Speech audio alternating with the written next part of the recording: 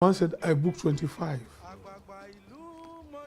You see how God, if the man did not book that 25, and that was how I started. And from being a star, I became a shareholder. And by the end of the day, I became the chairman I became the owner of this. You see, so my life is, everything about me is God and my music. There is that theme in all of your songs. The theme of godliness, the theme of integrity, the theme of what the Yorubas will call omoluabi. Like there's something about it. There's always a God factor there. Even before you openly gave your life to Christ and said, this is the path I'm towing, there was always God in it. Who would you say was responsible for that, or what? You know, I told you that I was influenced to music through the church. Especially my mother. My mother was a very dedicated Christian. Her faith, she has a very strong faith in God. And that's the way that we were brought up. So my mother's influence, because she started taking me to church since the time I was a baby. And that was how I was influenced to music, through the church and the school band. The other factor that stands out is the fact that there was the rivalry in growing your music. There was the time it was rumored you and King Sunny Ade were not friends, you were not seeing each other. If something was released today, it will release tomorrow and all that. What is your relationship? Well, I've said this many times. You have to keep saying it. And I'm tired of saying it, but anyway,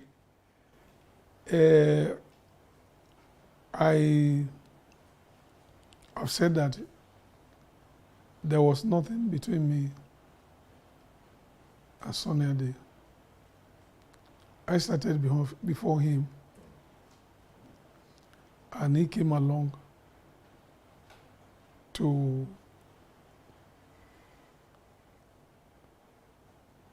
play his own kind of music. I play my own kind of music.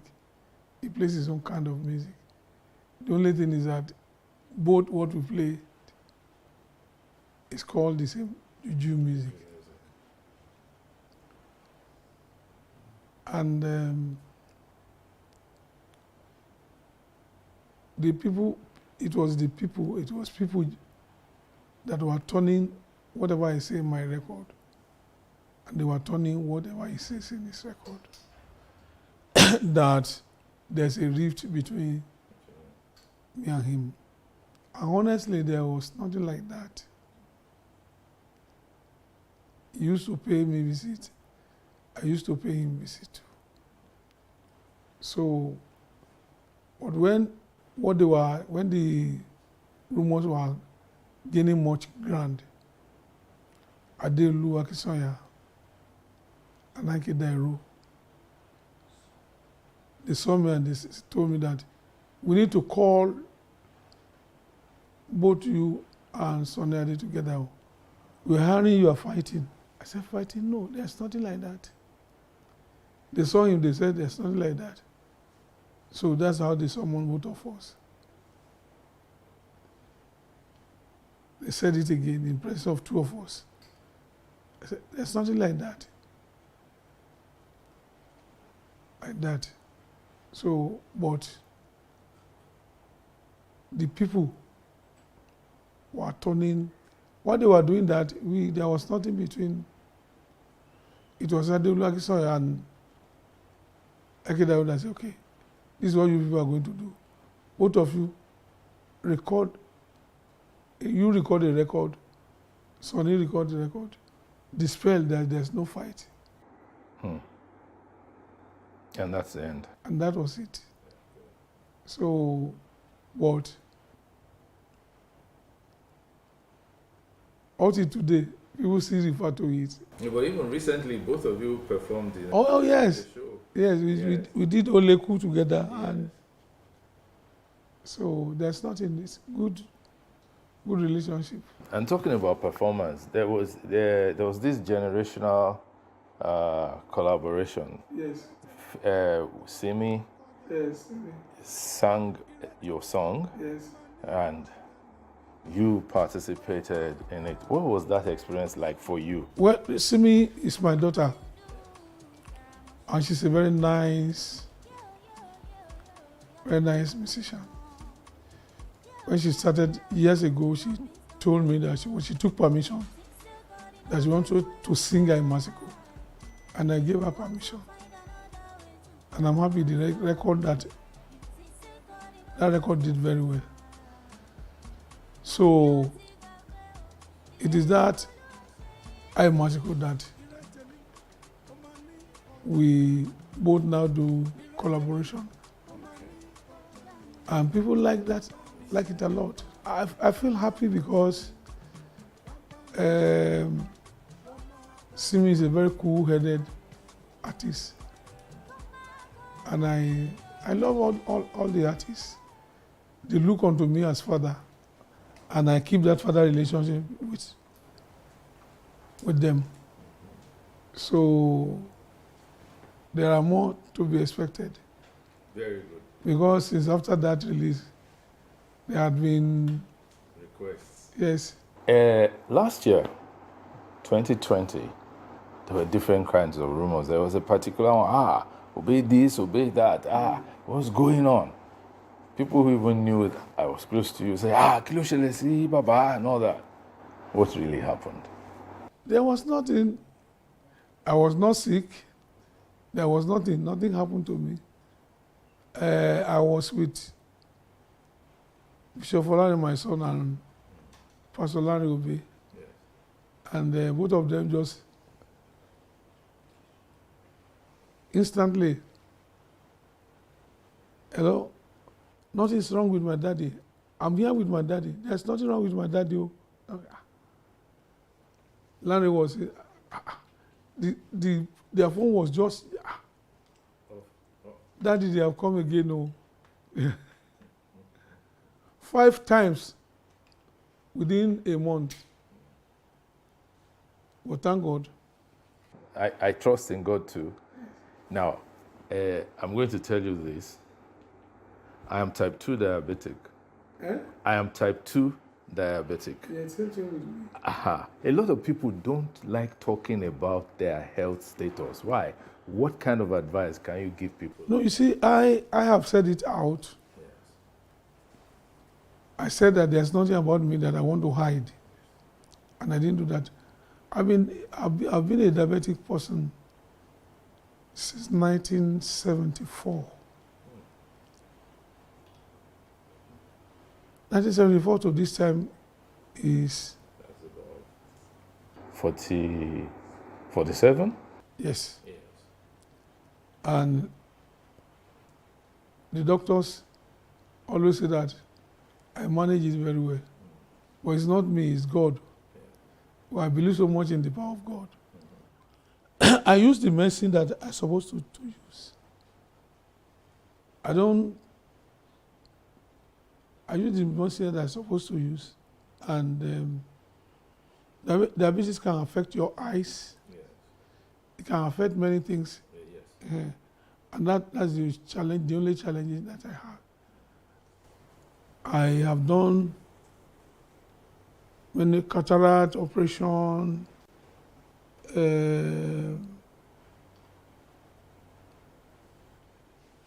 but I'm well, I'm okay. People rumor at the time that I was blind. I was not blind. Yes. Up to now, the color of your cap, everything, your flesh, the skin, everything, I see everything. What you place in your hands, I see everything very, very clearly. Yes. So the only thing is that it affected my walking. Yes. It affected my walking. But thank God, we are working on it and we shall overcome it. Amen. Once you can manage it, Yeah. so that's the most important thing. Amen.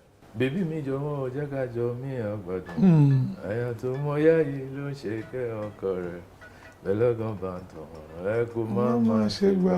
What's the story behind it?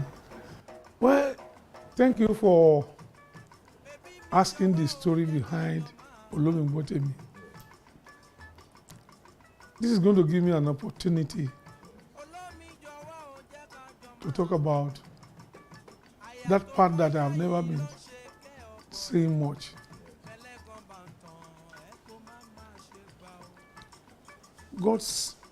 I want to talk about women in my life, which I have never said as I'm going to say it now. Women in my life started with my mother. I'm so grateful for the role that women have played in my life. I'm thanking all mothers, all women, for they are so special. And God have used them. My mother, starting from my mother, Abigail Oyindamola, wonderful mother. She's the one who made sure that I became what I supposed to become in life. She showed me love, discipline, and everything that she put me through made me what I am today. That's my mother. My late wife, Juliana Olaide, Awenobe Fabi, the right wife that I needed. But I must say this, women in my life, before I became what I am now, as a musician, I shared my own part with women. The love of musicians, God is the one, I believe God is the one who put it in the hearts of women. You know, between Saul and David, when David killed Goliath, it was the women that started singing. They composed songs and they were praising David that David killed thousands while Saul killed less than. The enmity between Saul and David started by that. It was women. It is what the women saw that they highlighted. That is the life of a musician. You know what led to Olomingbotemi? I have a girlfriend that is called Abike. Then I was moving around. We used to move around nightclubs. We play all around. Then there was this woman called Ashake. You know, I mentioned Abike or Ashake or Ashake. This woman, Ashake, is older than me and saw me. I said, Ejo Eyinda. I said, And she said, Ejo, Baba Olomamba Ingerui. Money already come by me. And she gave me 10 shillings to give my Baba. I've never met her. I didn't talk to her. Yeah. God has his own way of sending people to you. I said, I used to give my Baba 1 and 6. I said, thank you. I will give her 1 and 6. Then he brought another £1. Said, take this, sir. But this 10 shillings, give it to the Baba. Ó máa ń tún ẹlẹ́dàá yín ṣe. Ìgbàkígbà tẹ́ bá ti ń kọjá báyìí, tí n bá ti rí yín. Bí wọ́n ṣe ń gẹrun yìí, mo kàn like it. I didn't talk to her. She was older than me.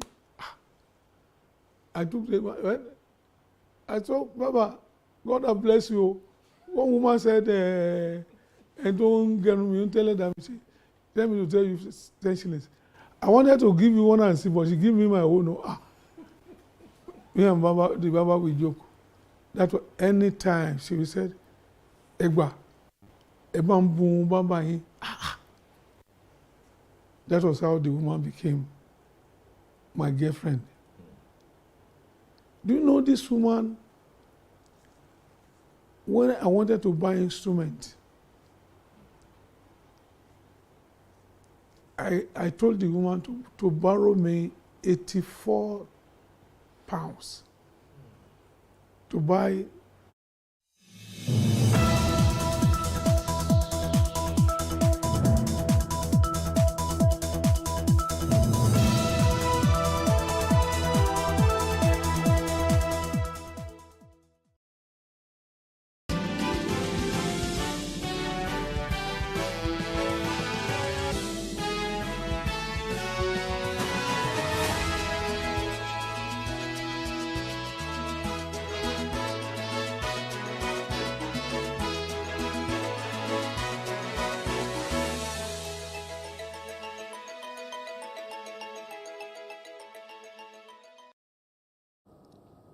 Good afternoon. I am Shade Uwe, and this is News Brief. President Bola Tinubu says cooperation is imperative for economic prosperity in West Africa, noting that a lack of synergy between Nigeria and Benin Republic has been an encumbrance to mutual development. Speaking when he received President Patrice Talon of Benin Republic at the State House in Abuja, President Tinubu said Nigeria and Benin Republic share a lot in common, describing both countries as conjoined twins held together at the hip.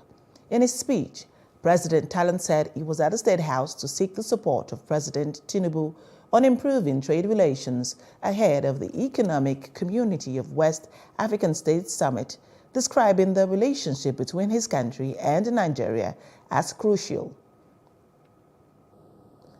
The endorsement of a non-kinetic method to address the insecurity in the southeast region of the country has been given by Vice President Kashim Shettima. The Vice President expressed this view during a visit by a group led by the Deputy Speaker of the House of Representatives, Benjamin Kalu, to the presidential villa. The group, representing the Peace in Southeast Project, presented a proposal to Vice President Shettima and invited him to the project's inauguration, which advocates a non-kinetic solution to the challenges in the Southeast region. Shettima emphasized that it would help prevent a prolonged conflict in the region. He remarked that resolving the most atrocious of wars often takes place through negotiations and discussions. Furthermore, he highlighted the importance of reaching out to the youth and empowering them as a means to eliminate the crisis, agitation, and insecurity in the region. During his address, Kalu also emphasized the necessity of a non-kinetic approach to addressing the security concerns in the region. The Nigerian Army has assured of improved security in Anambra State. General Officer Commanding 82 Division of the Nigerian Army, Major General Hassan Taiwo Dada, gave the assurance when he paid a courtesy visit to Governor Chukwuma Soludo at the Governor's Lodge, Anambra. The GOC said the visit was to discuss potential collaboration on the security front and to strengthen the synergy between the Army and civil administration. During the meeting, Major General Dada discussed several issues relating to security in the region and the need to continue to tackle the menace posed by insecurity. The GOC emphasized the importance of close coordination between the Army and civil administration to ensure peace and security, assuring the governor of extended support and assistance in handling security challenges that may arise in the future. Responding, Governor Soludo commended the Army's efforts in maintaining peace and stability in the region.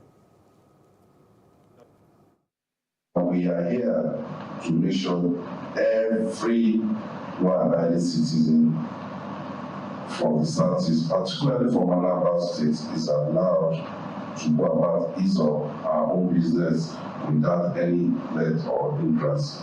So on this note, I want to thank you most. I really want to appreciate what you have been doing for the my commander and the units. So we continue to look up to you.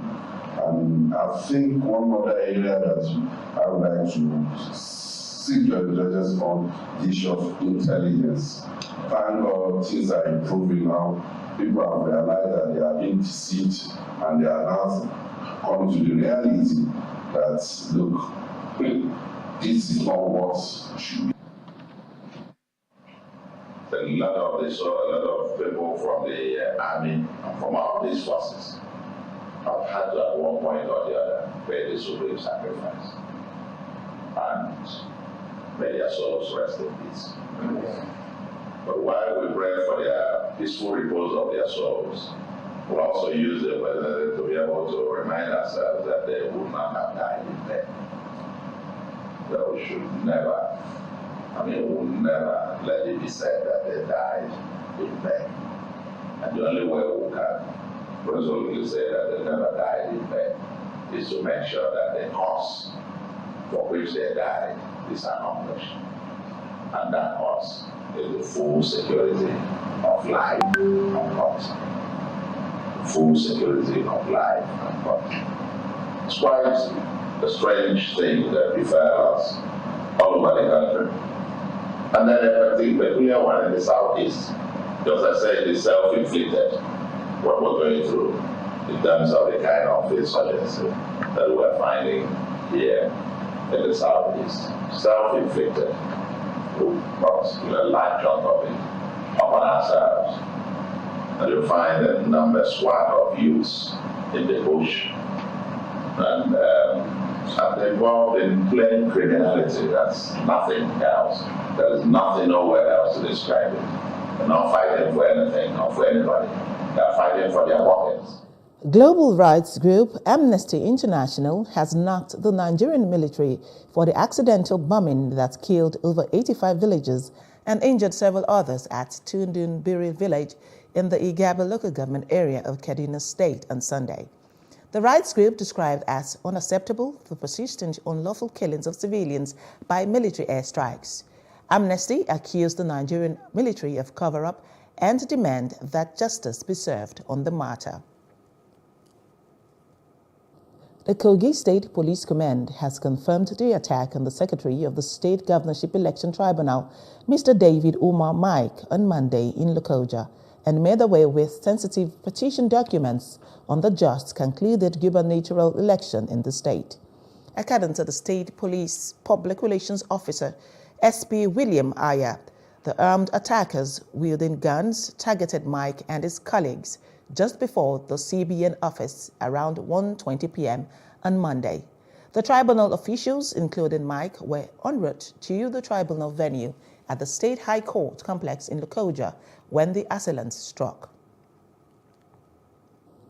Governor Seyi Makinde of Oyo State would present the staff of office to Oba Olaoye on December 19 as the zone of Ogbomosho land at the Ogbomosho Township Stadium. The Central Coronation Planning Committee of the zone of Ogbomosho made the statement while unveiling the activities lined up for the official coronation of the 21st zone of Ogbomosho. Oba Gandhi Afolabi Ola Central Planning Committee, Professor Adeshola Adepoju, while addressing the press at the Ogbomosho Recreation Club, said the empowerment is aimed at creating jobs and source of income to the ordinary man on the streets, in commemoration of the coronation of the new zone of Ogbomosho land. An empowerment put together by sons and daughters of Ogbomosho land. I know it will go a long way to assist those who are financially challenged for now and who are willing to make ends meet. I know it's an empowerment of about 150 million in terms of monetary value of it. Things that be useful for those who will contribute to the enterprise activities of the town. Adeshola states that court injunction will in no way affect the coronation process, as every activity of the committee is in line with the rule of law and is legitimate. Governor Makinde had earlier approved the selection of Prince Afolabi Olaoye of Olaoye ruling house on September 2 as the new son of Ogbomoso land. Without prejudice to the case in court, which I do not have the power to go into, but we are confident in God that there will be no cause for alarm.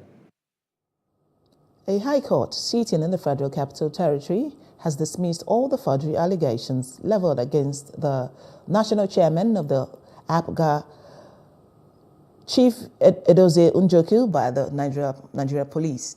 The judgment was delivered by Justice Mohammed Madugu on Tuesday. The judge dismissed all the 14-count charges preferred against the APGA chairman by the police.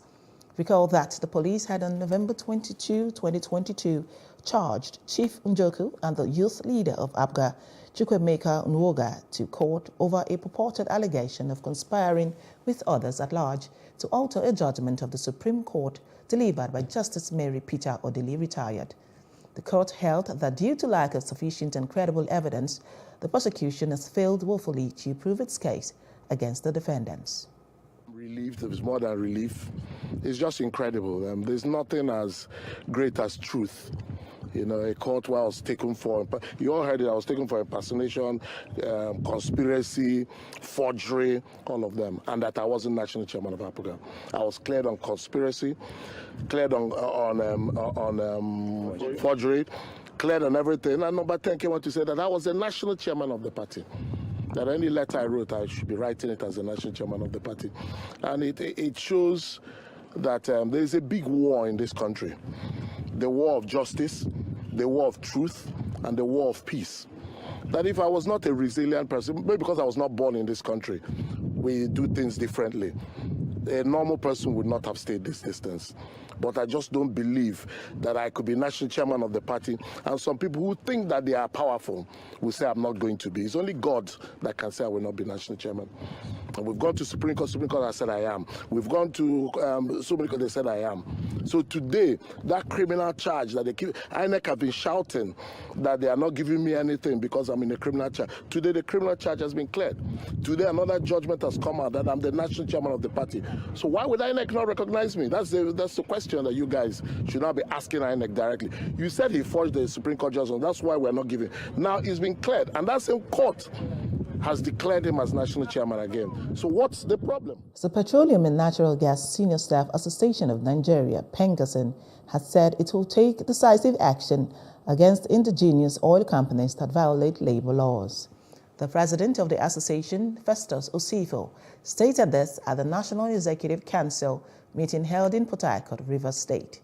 Osifo, in his address, observed that although indigenous oil and gas companies play a pivotal role in the growth of Nigeria's economy, it was disheartening to witness the exploitation of labor laws and the inhumane treatment of employees by some of the companies, warning that action may soon be taken against errant companies. On fuel subsidy, Osifo said one of the main factors contributing to the ongoing challenge is heavy reliance on imported refined petroleum products. According to him, Nigeria, as an oil-rich nation, has the potential to become a major player in the refining industry if the federal government takes decisive action and encourages local refining of crude oil. However, it is disheartening to witness the exploitation of labor laws and the inhuman treatment of employees by some of these companies. One of the major concerns is that some of these companies are preventing qualified members from registering to join the association as provided in the law and the Nigeria Constitution.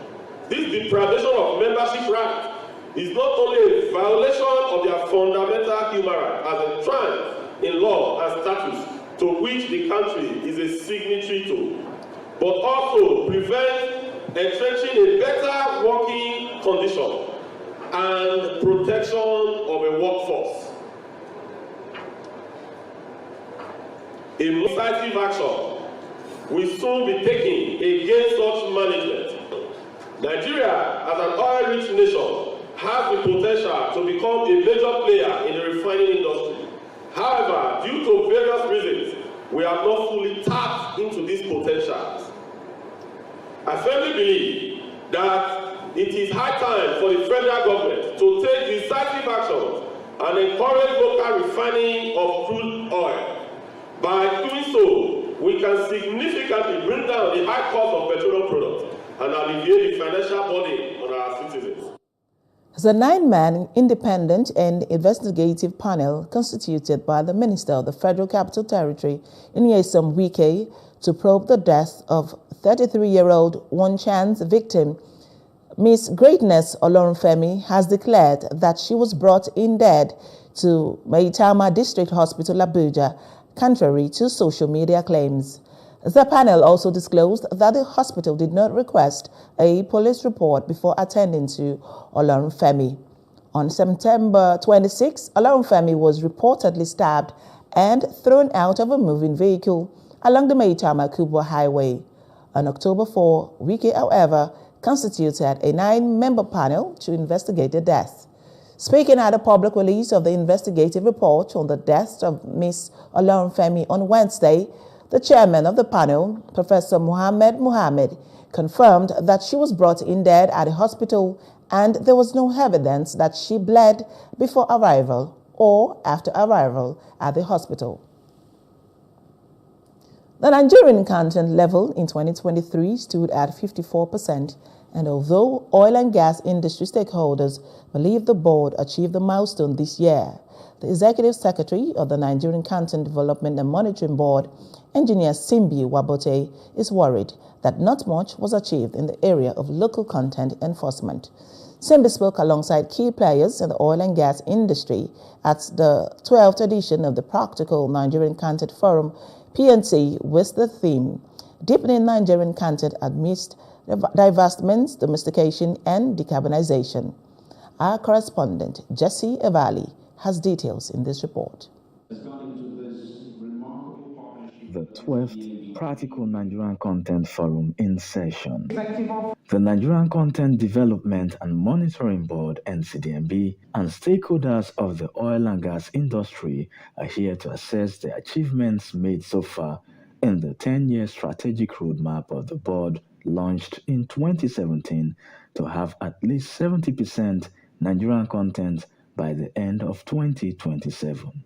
Executive Secretary Engineer Simbi Wabote is giving his keynote address, and although significant gains have been made in many areas, is particularly worried that the level of local content enforcement in 2023 was not different from the previous year.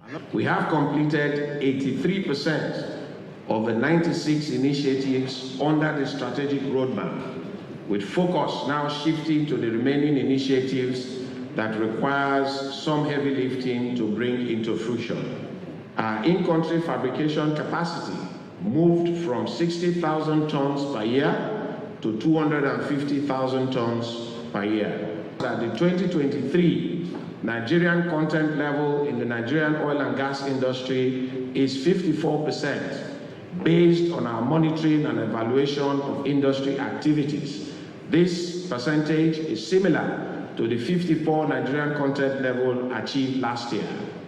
Once again, this performance is well above the minimum target of 47% Nigerian content set for 2023. Stakeholders are pleased with the progress made so far and are looking for more partnership and new opportunities in the industry. The Content Development and Monitoring Board has made significant progress in advancing the participation of Nigerians in the oil and gas sector. Their efforts in promoting technology transfer and capacity building have been commendable, and we must build upon these achievements. We are committed to supporting initiatives that promote local content. To see how well we as a country are doing, not only regulation, but aiding the participation of our indigenous entities in the oil and gas space. We've done enormous work with the Nigerian Content Development Board to see how we can ease engagements, procurement in our business, making fast decisions, enabling companies that can have local capacity to do business for us quickly, so that ultimately we will bring that growth that this industry requires. We take the benefit of the opportunities that are there. The Decade of Gas initiative means exciting times are on the horizon for the industry, bringing with it immense opportunities for growth. The exhibition of oil and gas industry equipment manufactured in country is part of the 3-day event. Jesse Everly, Plus TV News. The law firm of SPA Ajibade & Co. held its 16th edition of its signature annual business luncheon. Introduced in 2008, the annual business luncheon is an SPA Ajibade & Co. corporate social responsibility event directed at highlighting contemporary issues affecting the legal profession in Nigeria, with intent on assisting in identifying workable and practical solutions to these problems.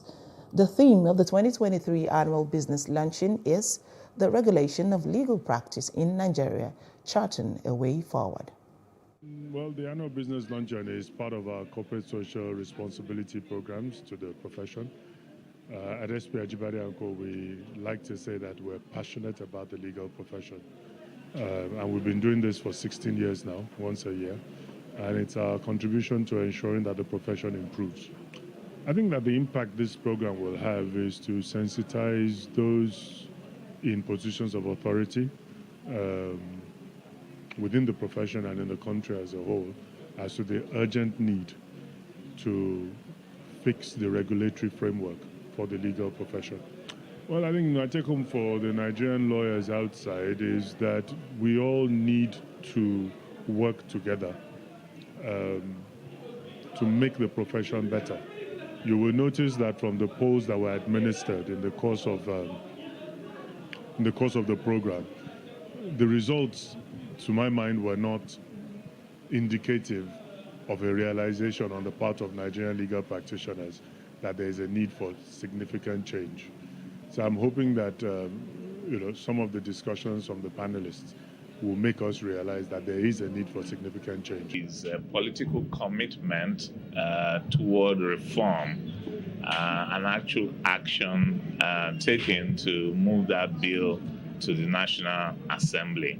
And as I said during the lecture, that definitely there may be some people who will be opposed to some portions of it, but there are many more people who appreciate and understand that there's a need for reform. And when you look at the global issues, global competition, you look at the changing needs of the clients, you look at the incursion of technology, you look at the high complaints around standards and the inability due to the fragmented legal structure we have for regulation now to deal with those issues, then the necessity for a single apex regulator becomes imperative. And that is the structure that will take us to the next stage and enable legal practice in Nigeria to be competitive, not only in Nigeria, but to be able to create global firms that can compete globally. Now moving on to news from outside Africa. 3 people were killed and another seriously injured by a gunman who was shot dead by police at a U.S. university on Wednesday. The incident at the University of Nevada, Las Vegas, a short distance from the gambling hub's tourist park strip, was the latest in the United States, where gun violence is a part of the fabric of daily life. The identity of the shooter is not known. However, law enforcement agents say it was a 67-year-old career college professor with links to schools in Georgia and North Carolina. And in business, banks have been asked to disconnect switches, payment solution service providers, and super agents from the Nigeria Interbank Settlement System Instant Payment Outward System. According to the National Payment Infrastructure Company, the listing of non-deposit-taking financial institutions as beneficiaries contravenes the Central Bank of Nigeria guideline on electronic payment. To operate in Nigeria's payments ecosystem, operators must get at least one of the following licenses from the CBN: switching and processing, mobile money operations, payment solution services, and regulatory sandbox. Only MMOs can hold customer funds, according to the CBN. The Naira fell by 17.91% to 951.22 Naira to a dollar on the official investor and exporter forex window on Wednesday. This was as the dollar supply fell by 4.94% to 135. Famous dancer Kora Obidi has called out her ex-husband Justin Dean for allegedly failing to pay half of their child's school fees. Kora claimed in an online video that Justin Dean has neglected his responsibilities to contribute to the child's healthcare, food, and other basic needs. Kora emphasized that her only request is that Justin fulfills his financial responsibilities for their children's well-being and support. And in sports, Bayer Leverkusen have cruised to the quarterfinal of the DFB Cup with the Super Eagles attacker Victor Boniface on the score sheet as they thrashed Paderborn 3-1 yesterday. Boniface, who featured in his 20th game of the season in all competitions, scored his team's first goal in the 12th minute before further goals from Palacios and Patrick Schick in the 28th and 87th minute. Before Bayer Leverkusen's third goal, Paderborn had reduced the goals areas through Sebastian Klaas in the 83rd minute before Schick's goal hushed them to silence. Boniface, who recently debuted for the Super Eagles, has played in 20 games this season with 14 goals and 6 assists in all competitions. And that's the news brief. For more stories, please follow us on Facebook, X, and Instagram, and do subscribe to our YouTube channel at Plus TV Africa and Plus TV Africa Lifestyle. You can also view us from Limix on limix.tv and the Glow TV apps anywhere in the world. I am Shade Uwe. Many thanks for watching.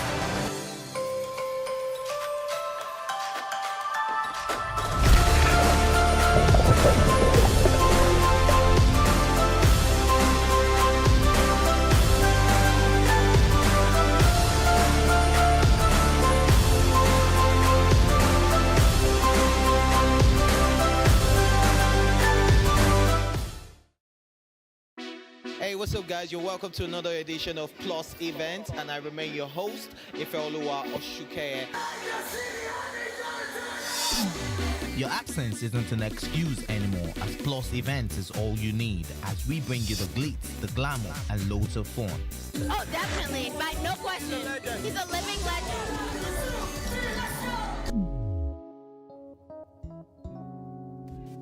No, God forbid, Holy Ghost fire, no. I just want to be blown away. I want to be wild. This is 11 years of doing it.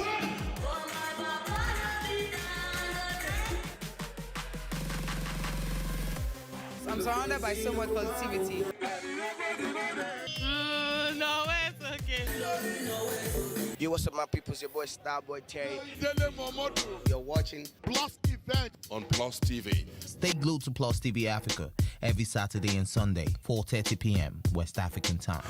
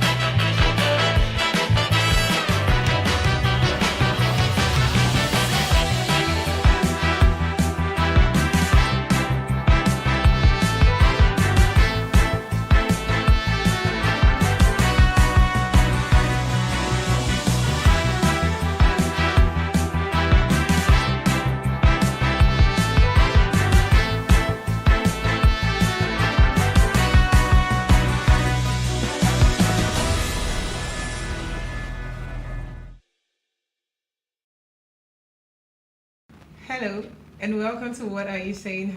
#ways, where we talk about topics in the news as it affects us all. I am Jennifer Nicholas and I am joined by my amazing and beautiful co-anchors.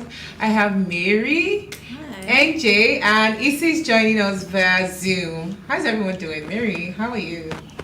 I'm doing great. Just It's tired. been a while. It's been a while I saw you. You're looking so pretty. Thank you. I know. How was your day? As well. Mary always has the thing of showing us a different side of her. Of her, every time, right? Yeah. Her. Yeah. Not in purr. How was your day? And my day? Yes. It was. It was actually exciting. I can't lie. The weirdest surprising thing happened. Very, very weird. Out of the blue. Out of the blue is good. Okay. I mean, it's something I've always wanted to try. So Okay. yeah, and it happened. That's good. Interesting. Now I'm interested. Mhm. NJ, how was your Behind the day? scenes. Yeah. Oh, my day was good. Had quite a productive day, and yeah, turned out good. Issy, are you there? Can you hear us? Hi ladies, I'm here. Hi, how you doing? It's been a while as well. Thank you. How was your day? Absolutely How was your fine. week? She don't want to know. Like NJ's sister always says, we don't look like what we've been through. Yeah. It's been a fantastic day. I'll just put it like that. By the way, Mary, you got me interested in what your day was like. I know. Like, we'll do the tease after. Hopefully, we're going to get this gist. I'm really interested. But it's great to have everyone in the studio today. So here's what we found as today's quote. Many a man thinks he's buying pleasure when he's really selling himself to it. And this is by Benjamin Franklin. Thing you're buying, that satisfaction Yeah. you think you're getting. Yeah. You're losing so much more. So there is more detrimental, but how many times do they know? Yeah. I mean, I get that, but then does this apply to every form of pleasure? No. I don't think so. No. So that's why I said I feel like it's deep, but then not deep. Yeah. But anyway, it's good. It's good. So earlier today, we came across a video on social media of a UK-based Nigerian woman encouraging Nigerians who don't have money to borrow money and japa. Now it's our ladies' night out, and Mary, NJ, EC, and I are here to discuss the topic: should we normalize relocating on loans? Should we normalize relocating on loans? And when we open our phone lines, we'd love to hear what you have to say. But first, let's take a break to see what we found in the news.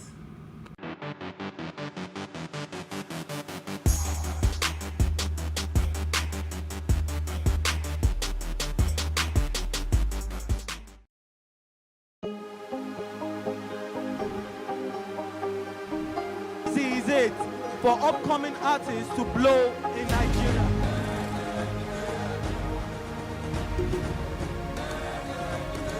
welcome to Plus Trending.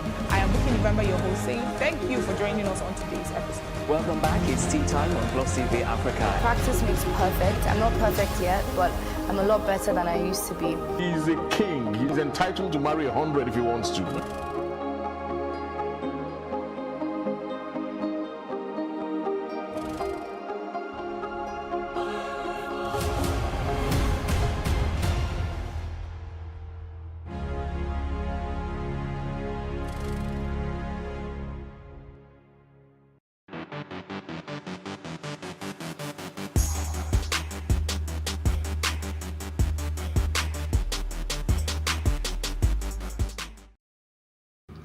Welcome. You're still watching Ways.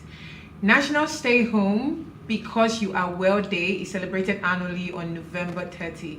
It is a day to encourage people to take a break from their busy lives and relax at home. It is also a day to appreciate the good things in life and to focus on your health and well-being. I love this holiday.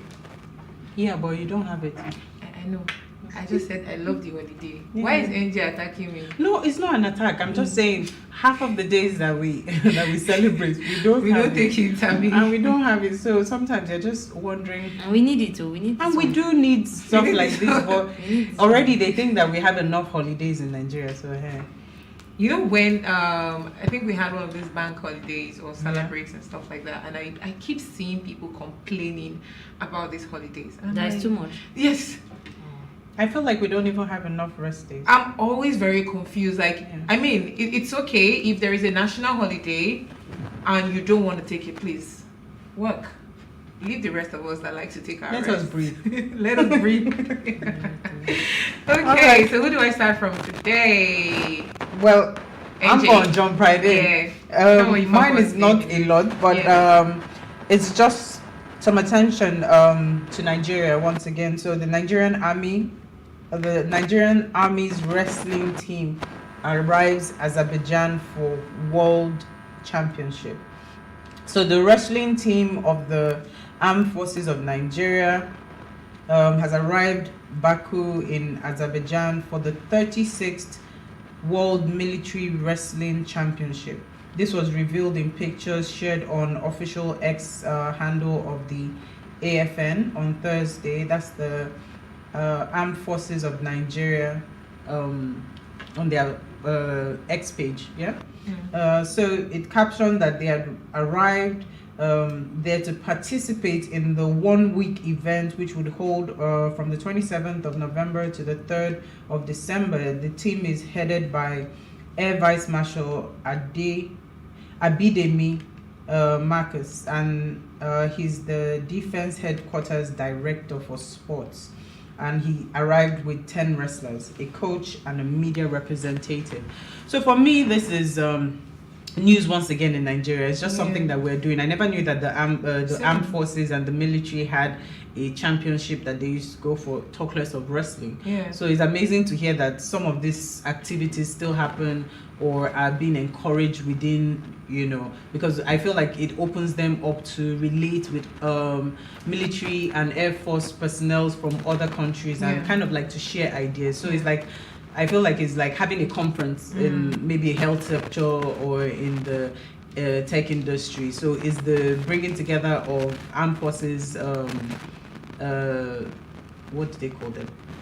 Different levels of the armed forces together to one place to compete and then communicate. Because I'm sure it's not just the competition, they will have some other activities scheduled within that time frame where they can share some ideas on maybe how to improve on from infrastructure to technology. I'm sure they'll have some parts where they have some papers where they share. So it's good to know that we still have activities like this and we still have representatives in Nigeria, because I know that there was another story earlier on in the week, sorry that I'm bringing this up, where they had I think it was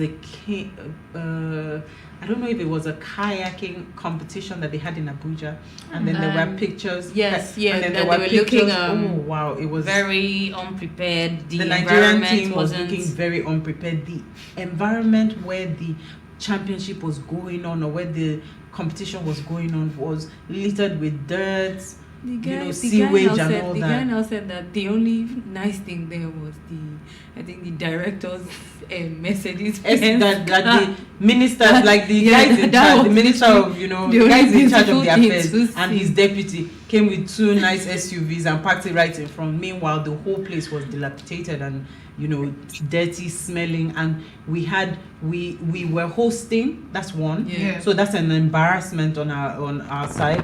We were hosting, and we brought there were other countries, Angola and I think Algeria, some other neighboring countries were here to compete, only to see that. I think that there should be a lot more preparation on something like that. Yeah. It's just crazy. That's interesting. Mary. Okay. What I have is from the Church of Christ Jokonde Estate Solo has kicked out one of their members with dreadlocks.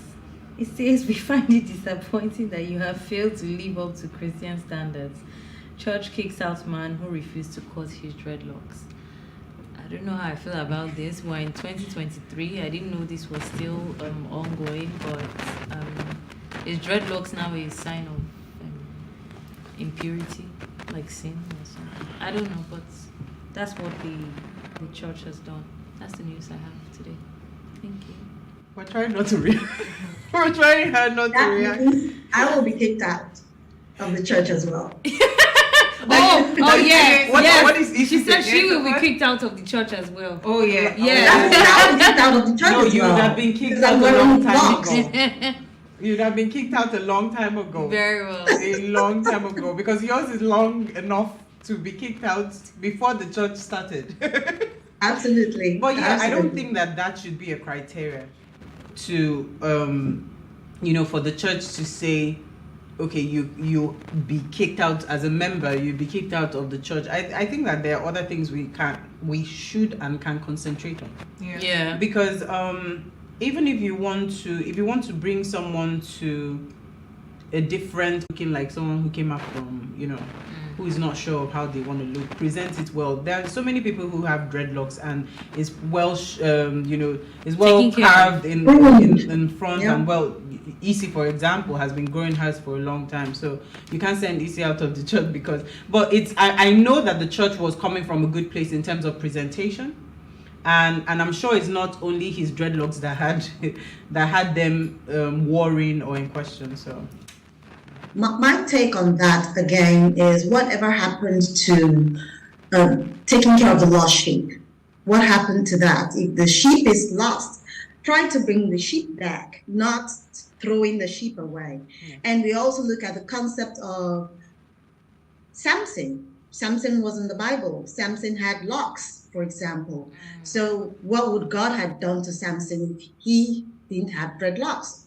But right now, we all know he wore locks and it was natural for him. I think it goes beyond the locks. Again, he just depicted it, like you said earlier, he just depicted it that this was the real reason that he was kicked out of the church. But maybe they just capitalized on that fact to, send him away. But we won't know the whole story because we have a one-sided story currently. I agree. There's so much to say on the topic. So I think everyone has said your piece. I'll keep mine to myself. Why? Okay, so what did you find for us in the news? Okay, what caught my attention in the news was Nigerians bothered about soaring food prices, not budget. And this was by Rwani. Stated this in a television program, and he stating this that I need to state his words in verbatim. He said that while the president is presenting ambitious growth to Nigerians and growth targets to Nigerians in 2024, budget proposal, the everyday worries of citizens revolve around the substantial mix of or increase in food prices, which has made sustenance increasingly challenging. And this also brings to mind what is affecting the Nigerian generally. If we are saying that we are hoping for a better tomorrow in Nigeria in 2024, But currently, everybody is on survival mode. And I'm glad that we are also talking about relocation, because everybody is trying to relocate because of survival. A lot of people are complaining about going to the market and not getting food the way they left it the previous day. Even in an hour or 2 hours, you go back and they tell you, oh, I just came back from the market. Things are quite expensive. So it is not easy for us to, look at what the president is saying. It is all about how is it affecting us as a people? How is it affecting our daily survival? How much is bread? Bread used to be how much? You go to the market now, you can't even buy a kilo of turkey. I don't want to go into the whole shenanigan of what people are going through in terms of how they're surviving. People are hungry by the day. So this is something that is supposed to be a basic human need in Nigeria, and everything has skyrocketed. I can't go into the economics of what causes it because I'm not an economist, but the bottom line is that things need to change before everybody goes bonkers. Thank you, Isi. I saw the 27 trillion naira proposed budget, and I just shook my head. I'm really hopeful and hoping that we have a better 2024 and that the economy becomes stable, because a lot of people are really, really suffering. It's telling on everybody. But anyway, for me, I think mine's a bit of a good news. A woman, 70 years old, delivers twins after years of barrenness. So a Ugandan woman, Safina Namukwaya, delivered a set of twins, a boy and a girl, after going through IVF. And a lot of people are very excited for her. I'm really excited. I know she's old, and I just pray that God gives her the strength to be able to raise these kids the right way, and that she's strong enough to see them through till they get to an age where they can take care of themselves. Anyway, thank you, ladies. We'll see you guys after the break, and when we come back, talk about our topic for today. Thank you.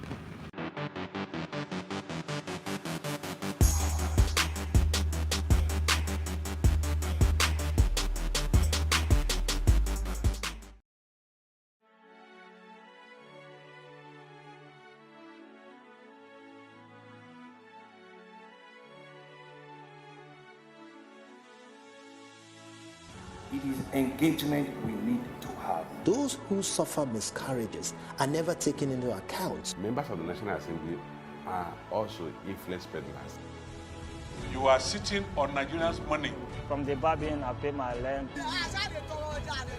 From the barbing, I send my children to school. A consultative engagement. No any tangible notification before they ban us. It's one thing for people to be at your back and the heat of the moment, and another thing for them to still be with you when push comes to shove.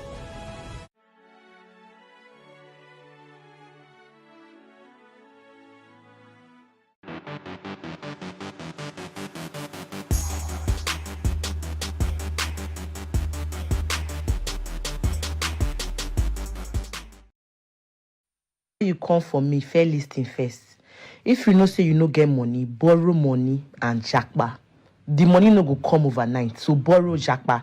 So if you borrow from those people that they call susu, collector, or ability they call them cooperative, so do the monthly fund. So the monthly one where we say if they pay monthly. So if you collect like 10 million naira, they pay like 300k monthly. So that when you relocate, your weeks, like the first month, so you get to spend for a year, you use that time say like they pay back every month, and because you get time to pay. No collect weekly or collect monthly. Millions of people we don't jackpot, they borrow money jackpot, and as they tell you to. They don't settle down. They don't live life. They don't they okay. They live luxury. So today, borrow money and what? Normalizing relocation on loans is a complex issue with both potential benefits and drawbacks. Relocation loans can empower individuals to pursue their dreams and revitalize communities, but it can also lead to increased debt burden, exacerbate income inequality, and raise exploitation concerns. The decision of whether or not to normalize relocation on loans should be made on a case-by-case basis, carefully weighing the potential risks and benefits. So tonight we are asking, Should we normalize relocating on loans? Please, let's hear what you have to say. Remember, you can join the conversation. Send us an SMS or WhatsApp to 081-803-84663. I'll take that again. 081-803-84663. Relocation. So first, let's establish why people relocate, right? I mean, it's not just a Nigeria pandemic or an African pandemic. I mean, people are relocating all over the world for various reasons. People are moving from China to the US. People are going from maybe Brazil to the US or to the UK, depending. But then one thing that we see, especially from Nigerians, is the fact that a lot of people are tired of the current state of the country, and this has been ongoing for a long time now, and it feels like the economy isn't changing, the country isn't changing, and people want a better life. But then one thing I know for a fact is relocation does not equate a better life, right? It goes both ways. You might either have it really good, or you can have it very bad, or you can just be in between. We've heard about people who have complained about the decision that they've made, and some of them regret it. While a lot of people do not regret it for one day, they are encouraging other people to take the same route. But now bringing it down to relocating on loans. There are different kinds of relocation. There are people who relocated via the school routes. Probably they went for PhD or they went for masters. There are people who went as dependents. There are people who went for work, right? There's the work visa. You're able to go. People who get like Canada PR and then they move. But then even with all of those routes, I hear people say, oh, going for school is a bit harder, especially if you don't have the funds readily available to do that. But then there are also people who get their PR and then they move. Now, sometimes people feel like going via the PR route is easier because you're actually operating your life. But then it's like the country is giving you, just come here and work. If you go as a student, you might not be able to work the long hours to make enough money. But then two things are happening, right? Now, if you go for school purpose, you're still kind of like leaving everyone behind and you're moving there. And if you don't have enough money to sustain yourself, you have to work odd jobs to be able to see yourself through. Except if you have a guardian or a sponsor who is readily available to take care of you while you're in school. Then if you go for PR, you have people who leave their jobs down here, uproot their lives, sell off all their properties, say goodbye to their family and friends, and then they get there. Sometimes they don't even have a job readily available for them to start their lives. They have to start from scratch. You have to start looking for a job. You need to find your feet, be able to at least put yourself together before you can start making headway. Now, talking about loans, I know that there are companies that actually help support people to travel. Companies that are willing to give you loans. Let's say the company is ready to give you 5 million or 10 million. There are companies who support you in terms of proof of fund, where they just put the money in your account, you pay a certain interest, then once you get there, they take the money out of your account. While there are companies who actually give you these loans, but then these loans are not free. They come with interest. So by the time you get to these countries, you have to find a way to start paying back. But now my question is, what are the risks involved in taking out a loan if you are relocated, especially if you're uprooting your life to move? Okay. Go ahead, Miguel. So, going from the topic says, should we normalize it? I think it shouldn't be normalized. At the same time, I don't think it's a bad idea, because if you have a goal and you want to achieve the goal, by all means, if you need to take a loan, the people providing the proof of funds, that's also a good way of doing it. However, I've heard that some people, there's very few cases where the person actually runs away with the money and stuff like that, scam. If you have a purpose and you're not just going because everybody's leaving the country, so let me join the bandwagon and leave the country. That's my problem with this whole Japa thing, is the fact that most people are going because that's what everybody's doing. You know, I have family members who are abroad now, and every time they call me, oh, so when are you coming? So when are you coming? And I keep on telling them, I don't understand. What do you mean, when am I coming? Rather you ask me, oh, like, do you have any plans for like next 2 years or next 5 years? Rather ask me when I come, are you going to fund me? Are you going to feed me? Are you going to take care of me? You just want to know, when am I coming? When am I coming? So it's beyond that. If I'm going to further my studies, I don't just also want to further it because everyone is going to do a master's. That seems like the next best thing. What are you doing? What are you getting a master's for? What's your career path? Where do you see yourself? How is this master's going to aid, you know, your journey? Are you just doing it so that, you know, I have an excuse to leave the country? Is it in line with, you know, what you've planned for yourself? So the planning is what is important. Like, if I have a plan to say, okay, I want to do an MBA in so and so because I think this is going to, you know, help me in my career, fine. I can now have the confidence to say, okay, I would like to take a loan. After all, a lot of students who are even abroad, you know, take like student loans and stuff, and they pay over time. People take loans to, you know, buy houses, and, you know, over time they pay. So the idea of taking loan is not a bad idea, but is when you don't have any direction or purpose. You just want to sell all your property so that I will leave the country by force. Then definitely there's something wrong. That's a craze, because I feel like people are also portraying a vision that once you step into the outside Nigeria, your life is better. And that's a lie, because a lot of them there are suffering. And I would like to see in the next 10 years whether the same people who have left bandwagon, who have left now, where are they going to be in the next 10 years? When you compare yourself, whether you're abroad or in Nigeria, among your peers, like, are you really going to be at par or not? So, I mean, that's what I have to say. Angie, what are your thoughts? That's a lot. Oh, well, for me, I think that there are some things you need to consider before you make a decision to relocate. You have to consider the purpose for your relocation. Why are you relocating? What's the need of your relocation? Because that would be a determining factor on how much energy you put into it. What are you relocating for? Are you relocating for studies? Are you relocating for full relocation? And there has to be a planning process to all these things. You can't just wake up one morning. I can't. Let me not say you can, because I can't do that. But I've heard a lot of people just wake up one morning and say, do you know what? I'm done. I'm going to relocate. And true to their words, like 3 months or 4 months down the line, you holler this person and they're like, oh, I just wanted to let you know I moved to the US. How? When? How? What was the like, if you're this quick to relocate, tell me how you did it. And then eventually when you start talking to them, you realize that a couple of them maybe raised some funds from family members or decided that they wanted to go to school. But that's the thing, when you want to go to school, it takes funds. It's a financial strain to you.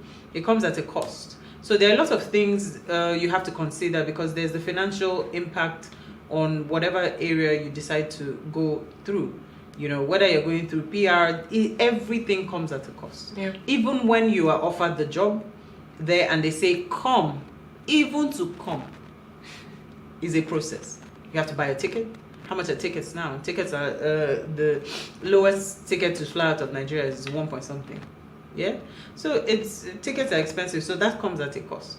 But the borrowing part, the loan part.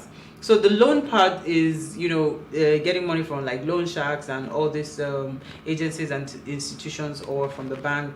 So because I've also had people mortgage some of their properties, you know, and get a loan from the bank. But what's your process? What's your plan to pay back? Yeah. Are you going to be working forever? I don't even know why anybody would want to be indebted to some organization that you have no reason to be loyal to. Why would I want to be indebted to someone? It means that every money I make, I'm going to be calculating out of that, and then that puts a strain on you, because that means you have to look for a job that would be able to pay off your lifestyle and be able to, so you're always going to be working. Yeah, that's why even student loan, you go work for that country tire. Like it's a strain on, and it's going to have a strain on even your family, because the money that you would have probably used to plan to maybe visit your family members back home, you can't do that. That's why half of the time when people relocate, you never see them. They just go into this underground because you are working tirelessly trying to pay off this, you know, loans and everything. So it's a big strain. So there are a lot of things you have to consider. Yeah. Thank you. Issy, what are your thoughts? You ladies, you've talked about focus, you've talked about the costs, you've talked about the reasons why we have to travel well, or we shouldn't travel. Now we can look at this from two sides of the coin, all right? It could be good and it could be bad. The good side is survival. People are trying to make ends meet.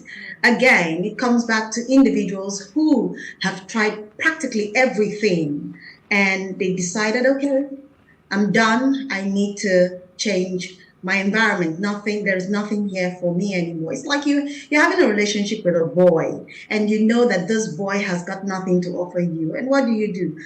You jump back to the next boy, or you just tell him, I'm done with you, and walk away. So it's something like that.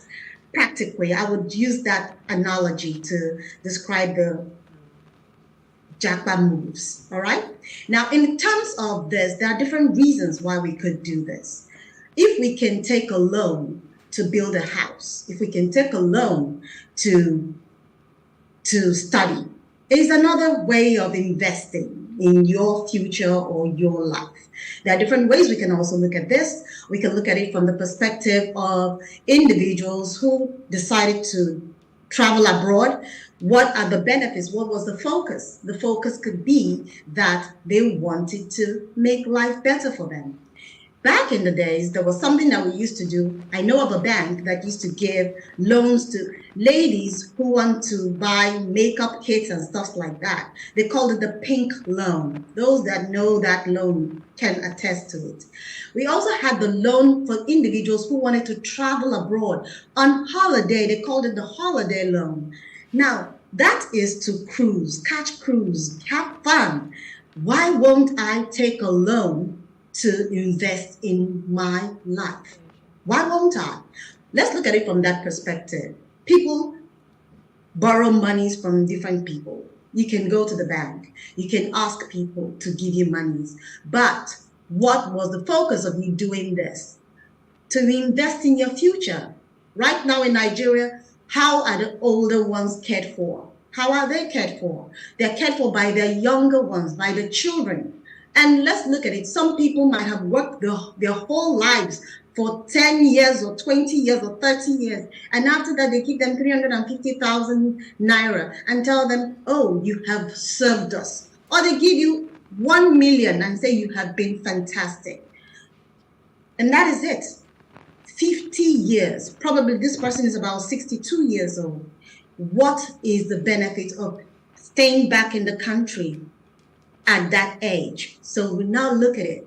Individuals who are trying to move outside the country are looking at health benefits. They're looking at their pensions. They're looking at different things that they can acquire for themselves and live a better, sane life. Right now, I have been having challenges coming for the show because of the traffic. The traffic by axis. So why can't we come out of the house and go to wherever we want to go to? I'm saying record time will be there. There are different reasons why people want to leave the country. And it comes back to investment. And that is investing in their future. I would have on that 247. Now let's look at the downside where we have the exploitation playing its card. Yes, it's like a thing of we are they're giving something to us, but in another way, they're taking something from us. Now, let's look at it here. We are giving to our government, and they keep taking from us. What have they given to us? Have they given us sanity? Have they given us peace? Have they given us anything apart from, I talked about soaring food, for Christ's sakes. The cost of living is crazy right now all over the world. But in a country like Nigeria, that the average salary or what's it called, minimum wage is about 30,000, which some people are not even getting up to that. Some people are getting about 10,000. If they have a way to leave the country and they can actually afford to get access to a loan facility, I am sure that they would do it. So yes, there are different ways we can look at it from. It's all about give and take at the end of the day. I rest my case. Thank you. Thank you, Isi. So everyone has said quite a lot, but we'll take a short break so we can open our phone lines. We'll see you shortly.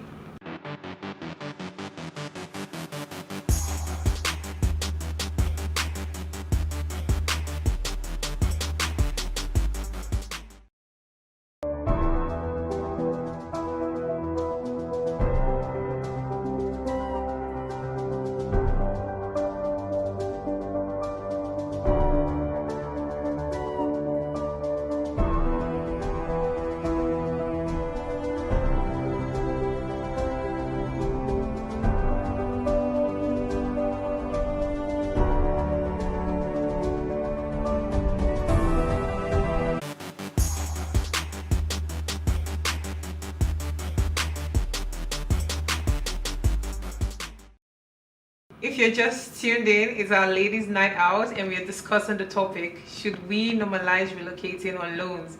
Please let's hear what you have to say. Remember, you can join the conversation. Send us an SMS or WhatsApp to 081-8038-4663.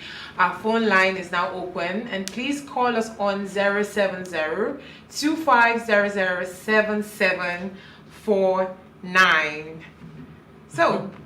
So, yeah, I wanted to add something while we're talking. So, I know we're talking about, is it right to normalize it? And Isi has greatly spoken for.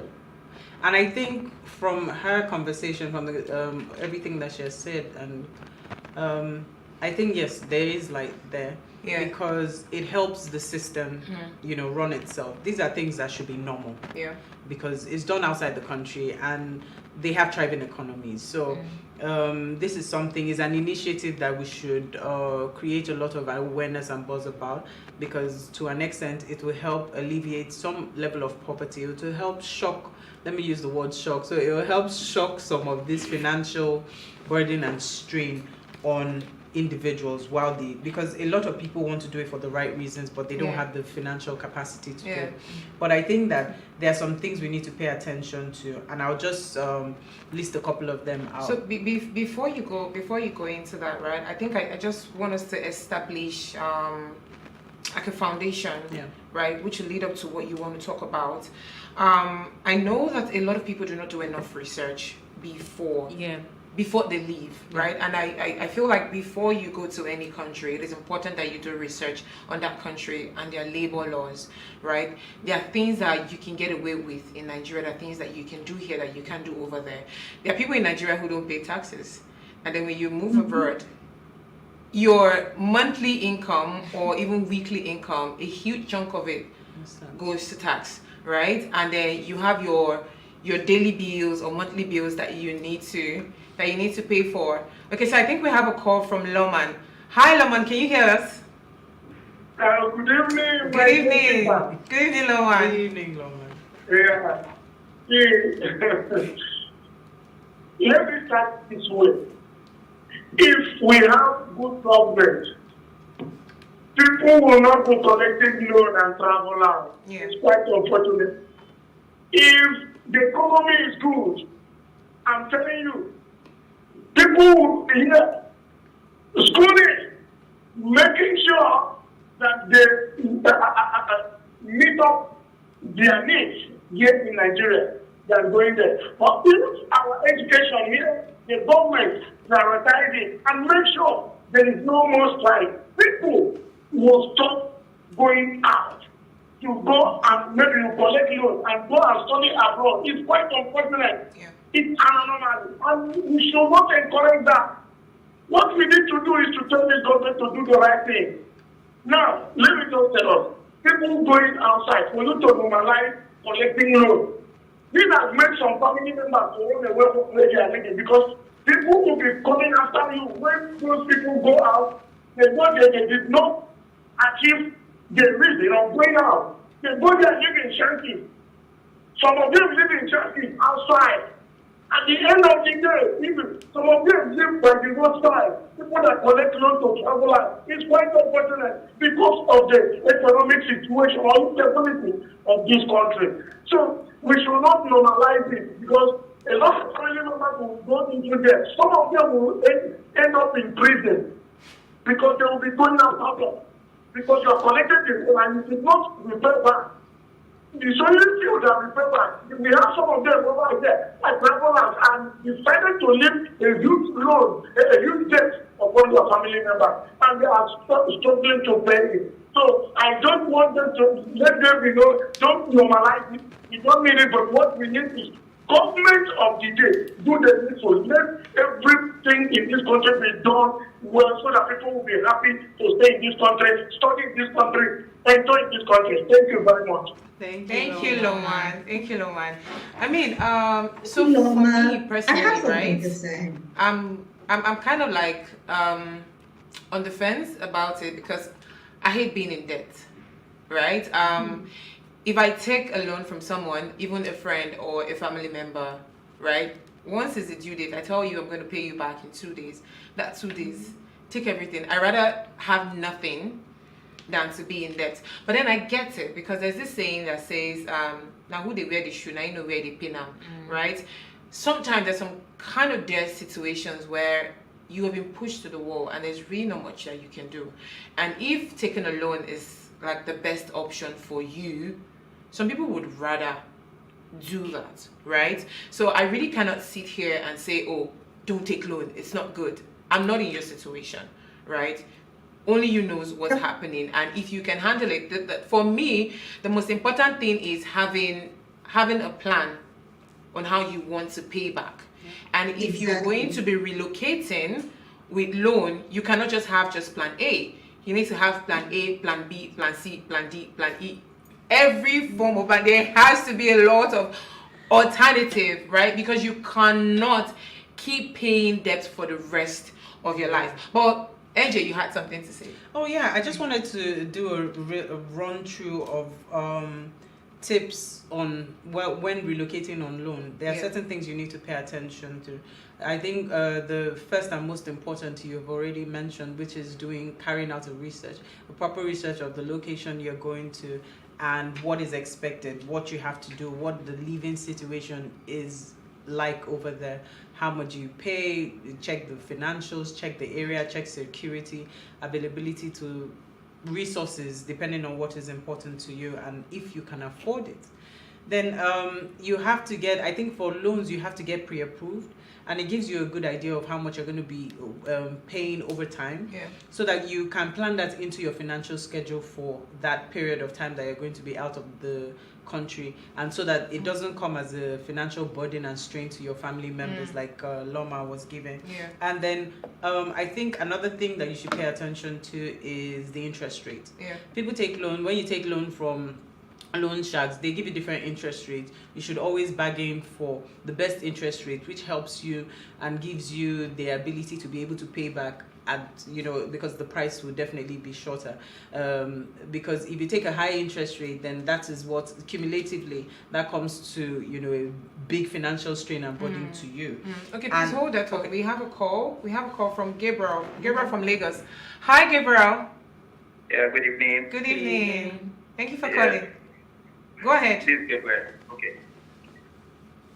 To me, relocation is the best option for Nigeria, because if the government provides loan for Nigeria, the currency of Nigeria has no value. Now, look at the rate of life, look at the interest rate of Nigeria. It's very high. Okay. If only you collect loan from them, what business are you going to use it for? What's going to be your profit? Okay, what are you going to do? What do you think that what do you think you are going to invest on that will bring profit to you? So if you can relocate, you relocate to where you know that it will value to your life. That's it. Because if you keep on staying in Nigeria, sell all your property, you are not wasting your time. That's how Nigeria is. So, to me, any individual who wants to relocate, should relocate. But just relocate with sense. Relocate with sense. Don't go to any country, start doing life or selling drugs or something like that. Just make sure that you work and make your money, add savings to your life. That's it. Thank you, Gabriel. Thank you so much. Isi, you had something to say. Yes, I wanted to respond to what Loma said. Yeah. There was something that resonated with me when he talked about individuals taking monies from family members and running away with the monies and not, paying back the monies. Now, there is a reason why banks have collateral.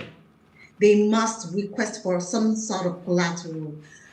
When I was in the banking sector at the time, we would request for, the only thing that we did not request for was your liver at the end of the day, bottom line. The key thing is that we requested for everything that we could hold on to and sell off, just in case. If you buy a car, that car can be retrieved from you and sold.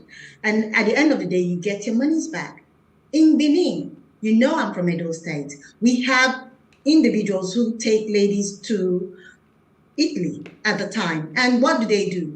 They will tell these ladies, you pay at a given time, within this period and this period, you pay. So at the end of the day, the burden is not on it's not on the family. And afterwards, they start to live their lives. Whatever they decide to keep on with that profession, that's fine by them. What I'm just simply trying to say is that there are traditional ways you can actually go about this. There are different ways you can actually get your money back from whoever you're loaning your monies to. If it's a family member, that person is your family member. You can always reach out to that person. But if it's someone who you're not familiar with, then you have to take a collateral. That's the reason why bankers take collateral. It's as simple as that. Even with family members, right? I feel like people take family for granted, right? And that's something that upsets me about the family institution. It's the fact that people feel like you can do anything because I'm your brother, because I'm your sister. It's the entitlement for me, right? Yes. I believe that if you're going to take a loan from me, you should pay back. Except I tell you otherwise. Giving it to your family member is not going to abscond with your monies because you always know how to reach out to that person. I know. I refuse. See, you're saying this because you have a good conscience, right? You have morals. There are people that don't. I've seen these things, right? There are some family members that are wicked, and that's just the word, right? They really don't care. They are very selfish. They care about themselves. Where you can loan money from me and you will not pay back, right? Then sometimes you can actually be living with them in the house and they're not going to pay you. You live in the same state, same city, same country, and that's the end. They would even block you. You would never hear from them again. Not to talk of when you have stepped out. So just imagine, not when you have stepped out from Nigeria, like you're no more in the country. How am I supposed to get my money back? I mean, I'm not saying don't give out money, please. Loan money to your blood, your friends. If you have it, if you can't, I would typically advise people, give out money that you feel like you can do away with. Yeah, once it's gone. Once it's gone, it's gone, right? Or maybe people that you know have good credit score. People that you know that, you've loaned them money in the past and they've always paid back. Right? In situations like that, you can go out of your way to just give them like huge sums of money. But if you're not sure, to avoid stories that touch the heart, tread lightly. Angie, you were saying something earlier. Oh no, I had actually concluded that I think the most important thing is the last thing was to understand the terms and conditions of your loan. Yeah. Some people don't read through that they don't read through the guidelines, they don't read through the terms and conditions. They just want a loan, they want the money. And eventually, like Lawman said, and you leave that burden, and also Isi said, you leave that burden for your family members because you've given out your address as your location, but you're moving out of the country. So by the time they come there and you have a family member there, maybe a sister or brother, that's another burden. It doesn't have to be financial, but that's another burden because the Nigerian police will pick up whoever they see, or the operatives or agencies in charge wanting get their money back. Yeah. We'll pick up whoever is in charge. So that's a burden. And if you're not in the country, that just leaves them, out there. Yeah, stranded. That's the word. Vulnerable. Yeah. Anyway, so final words for me, right? I wish everyone well. Happy relocation, happy staying back. The most important thing is that you are happy, you are at peace, and life is going well for you. And if it isn't at the moment, just stay strong, and I hope and pray that you find the light and things work out eventually. But anyway, thank you so much, ladies. Thank you, beautiful Mary. Thank you, gorgeous NJ. And thank you, amazing EC. It was great having you guys on the show. But before we go, do ensure you follow us on Instagram at Way Show Africa. You can interact with us further. Drop a comment, and most importantly, follow all our social media engagements. And remember to like, share, comment, and invite your friends and family to watch us and follow us. If you missed today's quote, here it is again. Many a man thinks he is buying pleasure when he's really selling himself to it. And this is by Benjamin Franklin. See you tomorrow at 8 p.m. as we bring another great conversation to your screen. Bye.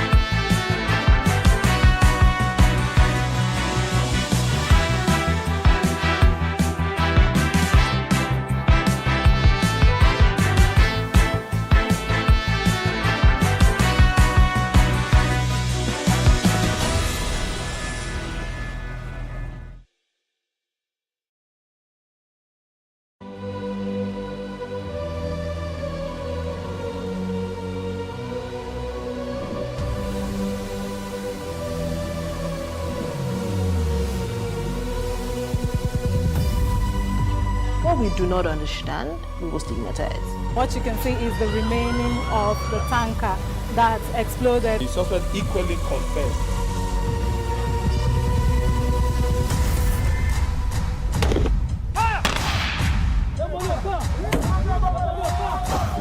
A 500 naira they collect them. If you no talk, then go beat you. Now 2,500 when they pay.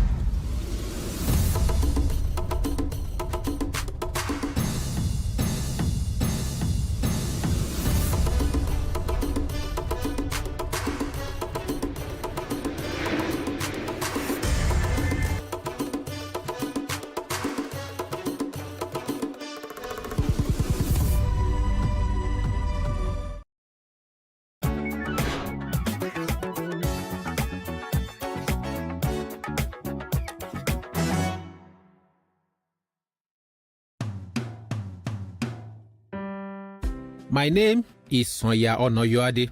I reminisce my good old days with an uncommon nostalgia. For me, my days of yore were lived fully from humble beginning. Born in Bere and raised in Inolende, Ibadan, the commonality of our abode made it possible for everybody to know everybody else. So, communal parenting was prevalent, evoking the sentiment of the age-old adage that it takes a village to raise a child. So, bad behaviors could be punished by communal stakeholders other than the parents, such as neighbors, aunts, uncles, and sisters, all taking responsibility for the life and welfare of the children in the community. My parents hailed from Modakeke, but raised all their children in Ibadan. My early beginning revolved around Inolende, where I spent my infancy, and which harbored Ebenezer Primary School that I attended. It was a life of school and football, kite flying and sand dunes molded from a foot stuck into the sandy ground. Okoto was a plaything, just like Agbalumo seed. My primary school lay parallel to Iguagala, which housed the iconic colonial-era Bowers Tower, a high-rise rotunda with spiral tiers set on a hill and which played host to visitors and tourists and could be seen from every nook of the ancient city. A saying dedicated to this tower against those not conversant with the complexity of the city is Ibadan Lomo or Molayipo, meaning that you only know Ibadan but not the Bar Star, which locals call Layipo due to its rotunda nature and because you have to climb up its zenith in a spiral stairs.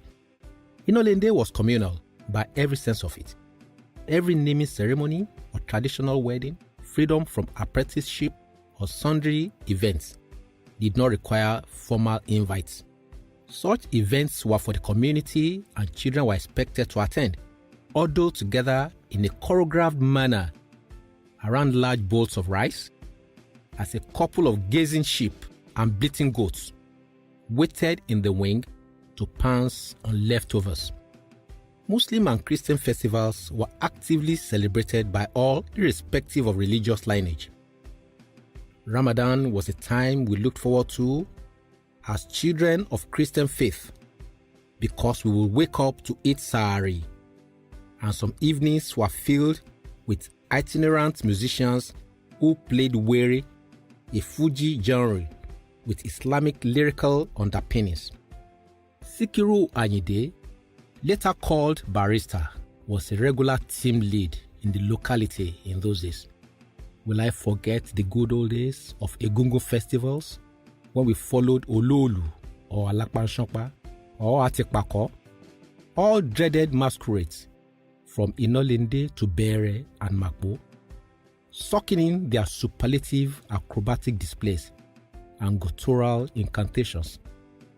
Young folks, especially those from humble background like me, found the serendipity of Ibadan around the 70s and the 80s. Odo Dandaru, a stream on the fringe of Mokola, was our swimming bay, and the elevator of Kingsway in Dugbe was our playground.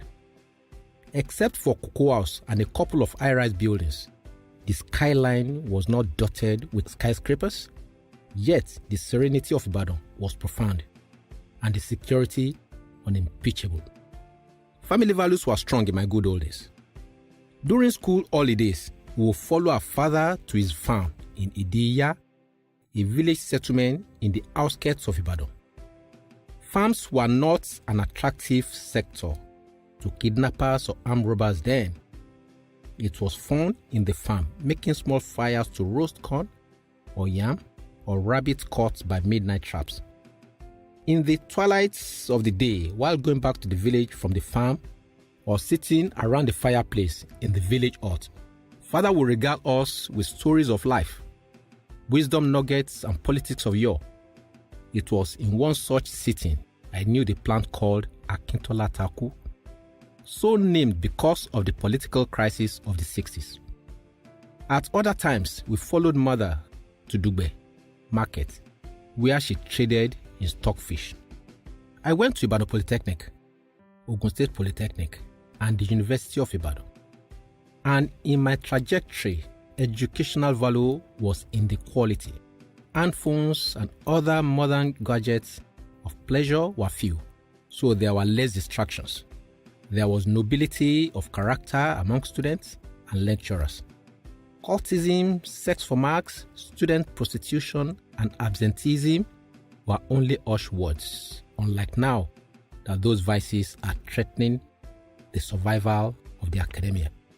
Our children need to know how we roll back in the days and begin to invent a more quality life. They deserve better today and brighter future, so that they can also have their own good old days in the fullness of time. I believe we need collective efforts to ensure that we make the difference in the lives of our youth now for a better tomorrow. That is why I am joining Sir Shemore Badijo in this patriotic drive. How about you? Won't you rather join us? Thank you.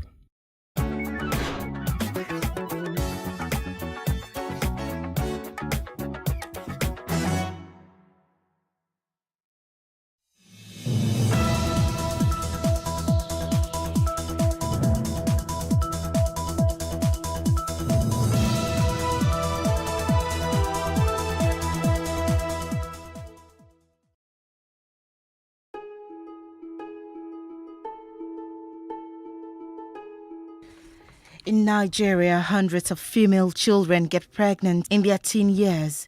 Teenage pregnancy is often regarded as a negative occurrence in recent times due to social stigma and other adverse consequences like dropping out of school. According to the World Health Organization, every year, an estimated 21 million girls aged 15 to 19 years in developing countries become pregnant, and approximately 12 million of them give birth. Lillian Wama was 19 when she became pregnant, a reality that would turn her life around. Fear, anxiety, and I like it or not, my life has changed. And because I knew that I may not be able to control, how my life turns out from that point, I decided to be a girl for as long as I could be. So I tried not to talk about it. I kept it a secret. I didn't talk to anybody about it. I was highly distracted. It was obvious that I was no longer concentrating in class. But I still went to school. I still did all my, normal work, but it was really, really, really bad. It really affected my academics and, myself as a human being. Because the way society approaches or presents a single parent or a single mom or a pregnant girl, it's a totally different class. You're disrespected, you're insulted, you're abused, and you're supposed to get used to all that because, you put yourself in this situation, or you found yourself in this situation. No matter what the story is, it doesn't matter anymore. So when I eventually had the courage to go for the test and sit down to see the result, I pretty much knew what to expect. But I sat there just to be sure, just to have some evidence, some paper evidence. And to go for this test, I had to buy a ring. Yeah, I bought a ring. I went for tests about 5 to 6 times and didn't have the courage to stay to see my result or to wait to give my specimen sample, blood sample, urine sample, whatever they wanted. And I was so naive at the time, I didn't know about pregnancy strips. Otherwise, I may have just done it in my bathroom, because it was embarrassing coming out as a student to sit in a lab to be tested for pregnancy, when you're not married. So I didn't know about pregnancy strips. I had a very naive, I was a very naive young girl then. Yeah, so I didn't know about that. And because I wasn't talking to anybody about it, nobody could advise me, okay, do pregnancy strips. I finally found the courage, gathered courage, went, sat, saw my results. I wore a ring, I bought a ring, I wore it from Malam. And I waited for my results. When it came, I looked at it and I smiled. And the lady said, congratulations. I said, thank you. I got up and I left. Throughout, when I stepped out of the lab, the first thing that happened to me was I was laughing and then I started crying. She kept the news about her pregnancy from her family for 7 months. Lily says she couldn't face her mom. The moment of informing her dad was a tough one. So it was the point where the baby bump started showing that I knew that, look, if you don't tell them now, they're going to find out and it will be more embarrassing. So I had to call my dad and invite him to come and see me. So he drove 9 hours down to visit me, and I broke the news. And the first thing he asked me was, are you HIV positive? And I said no. And then he broke down in tears. He started crying. I had never seen my dad in tears until that day. And I was scared. I was scared because it was just me and him in his car. And then he drove off. He drove me to my uncle's house to tell them that, to find out if they knew that I was pregnant. Because this uncle of mine lives in the town where my school was. So, and he handed me over to him when I resumed school. So I would go there every weekend to spend the weekend with them, and they didn't know I was pregnant the whole time. So when he took me there, and he asked him, so your daughter is pregnant and you didn't tell me? And he said, how? And he said, yeah, she's pregnant. and you didn't tell me. And he said he didn't even know about it. So it was it was devastating for everyone. You know, they also saw me as a very responsible girl, and they were surprised. And I was in their house every weekend, so it was even really shocking. And this was a whole family, you know, wife, husband, and other relatives that lived with them at the time. So it was shocking to them that the whole time, you know, I was coming and they didn't know. So, but we all had to deal with it, and I made my dad promise not to tell my mom, because I know that she's softer. I mean, my dad, it was difficult for him, but it would be more difficult for my mom. So, and being a woman, I knew that she would want to maybe move in with me, or want me to come back home, or she would want something just to make sure that her eyes are on me, that I am fine. So it's either she moves in with me in school, or she takes me with her back home, or they move me somewhere and she stays with me. Like, she would not take her eyes off me until I have the child. That's the kind of mom I have. So I wanted to keep it away from her for as long as I could. So I and my dad agreed not to tell her until it was a date to my delivery date. So he brought her all the way down to where I was a day to my delivery date. And she expected to see me, but she didn't know I was, you know, pregnant. So she kept calling me on the phone. "Oh, where are you? I thought you'd be waiting for me already since I told you I was coming." I said, "Yes, I'm writing exams." And I was writing exams, but I had just finished my exams then, my second year exams. So I told her I was writing exams, that I'll be back when I'm done. That same day, she called again in the night. I said, "Yes, I finished very late and it's risky for me to be on my way to where you are now. So let's make it tomorrow." And she agreed. But by morning, they already, you know, invited the people who would break the news to her and all of that. It was mainly her siblings and, you know, people that she's closest to. So they came, had the meeting, told her I was pregnant. And I was scared. I couldn't face her. I wasn't even in the house at the time. I left. I went to the hospital. I stayed away, you know, for as long as I could. So when they were bringing her back to the house where I was not in the house, and everybody was calling my phone. "Oh, where are you? Where are you?" I said, "I'm in the hospital." They said, "What's going on?" I said, "I just went there to see the doctor. I'll be back." But when the doctor eventually saw me, he said I wasn't good enough to go home. So he kept me there through the night. And when they got the news, they all came to the hospital. My extended family, everybody came. So the doctor told them I can't go home that night. My mom insisted she would stay with me. So they brought her to my room, and she saw me. Her eyes were swollen. She had a rosary in her hand. She had cried so much. So she looked at me. I greeted her. She didn't answer me. And then a few minutes later, she asked me, "Are you okay?" I said, "Yes." And that was all she said. She didn't say anything again until about 8 hours later, when I was in labor, around 5 a.m. And she had to call the nurses to tell them I was in labor. So I didn't see her from that point. Okay, before she left, she told me not to scream. That if I scream this once, I would keep screaming whenever I'm in labor for any other child. So that was the only thing she said, and then she left. They moved her to a different room, moved me to a different room. And the next time I saw her was about 3 hours later, when the child was born. And she was already carrying the child, so she was happy. And I think that was enough consolation for her, because, I mean, seeing that the child was healthy and I came out safe, no complications, you know, normal delivery, because there was this thing about normal delivery, you know, so I think that was enough consolation for her. And although she still had crisis after that, but I mean, for that time, she was fine. For a young schoolgirl, abortion popped up as an option. She had several fears for her future. I kept my child because I wanted to keep it.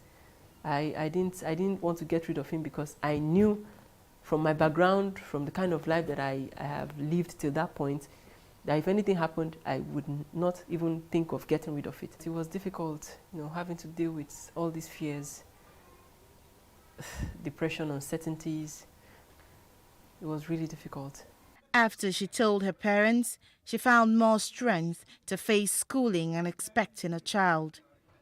Pregnancy-related school dropouts have become a matter of public concern in the world today.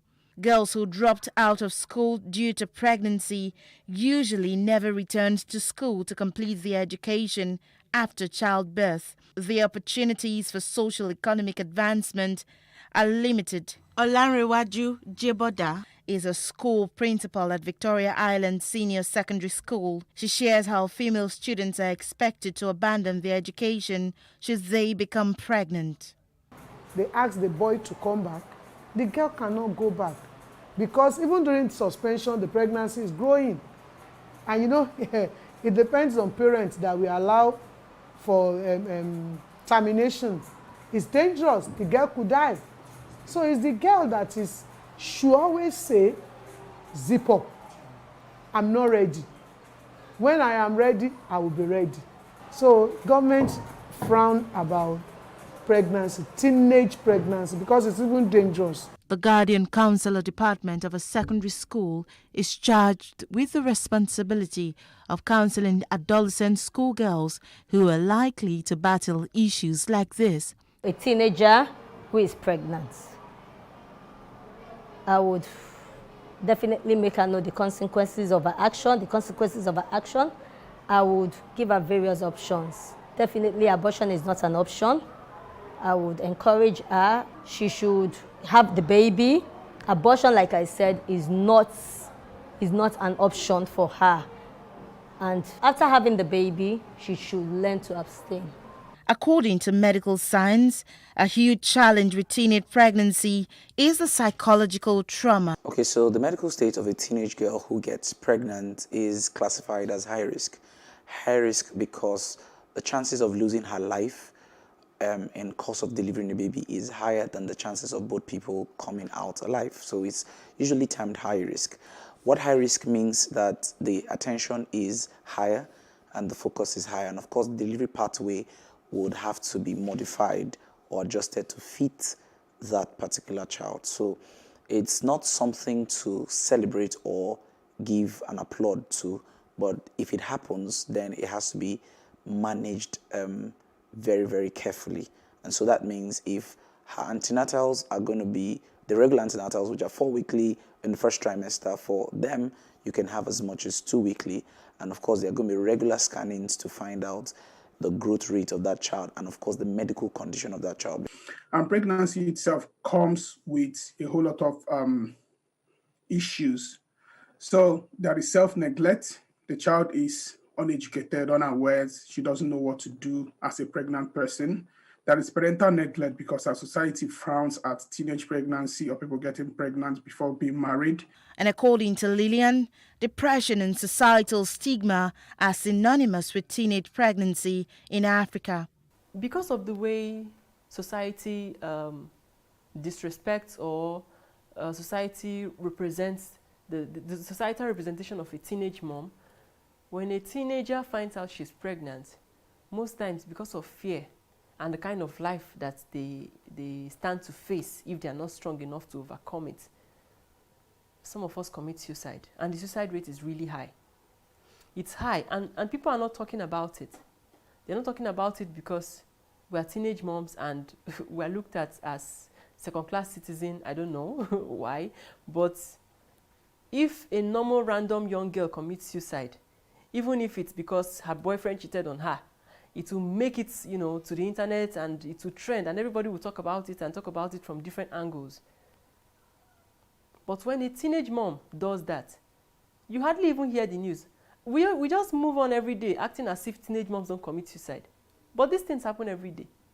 They happen every day. And these kids are left, either taken to the motherless baby home or abandoned with the parents, or even taken back to the father if the father can be traced, and abandoned there.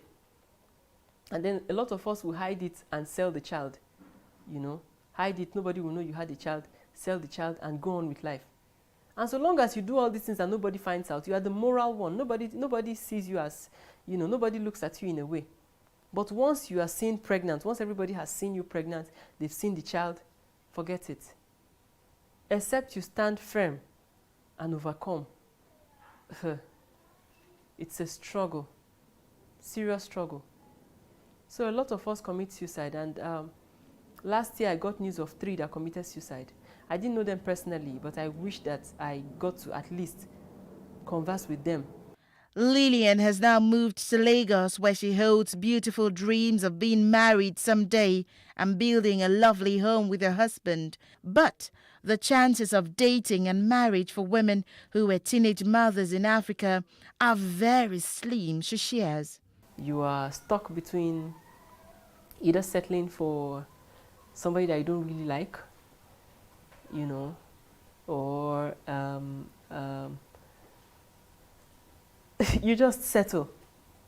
You just settle. You're either choosing between a widower, a divorcee, a man who has issues with, whose family, you know, who has issues having a male child, you know, maybe in the family or something. So they want to adopt your child and marry you, so that if for any reason they're not able to get another male child, your child is automatically theirs.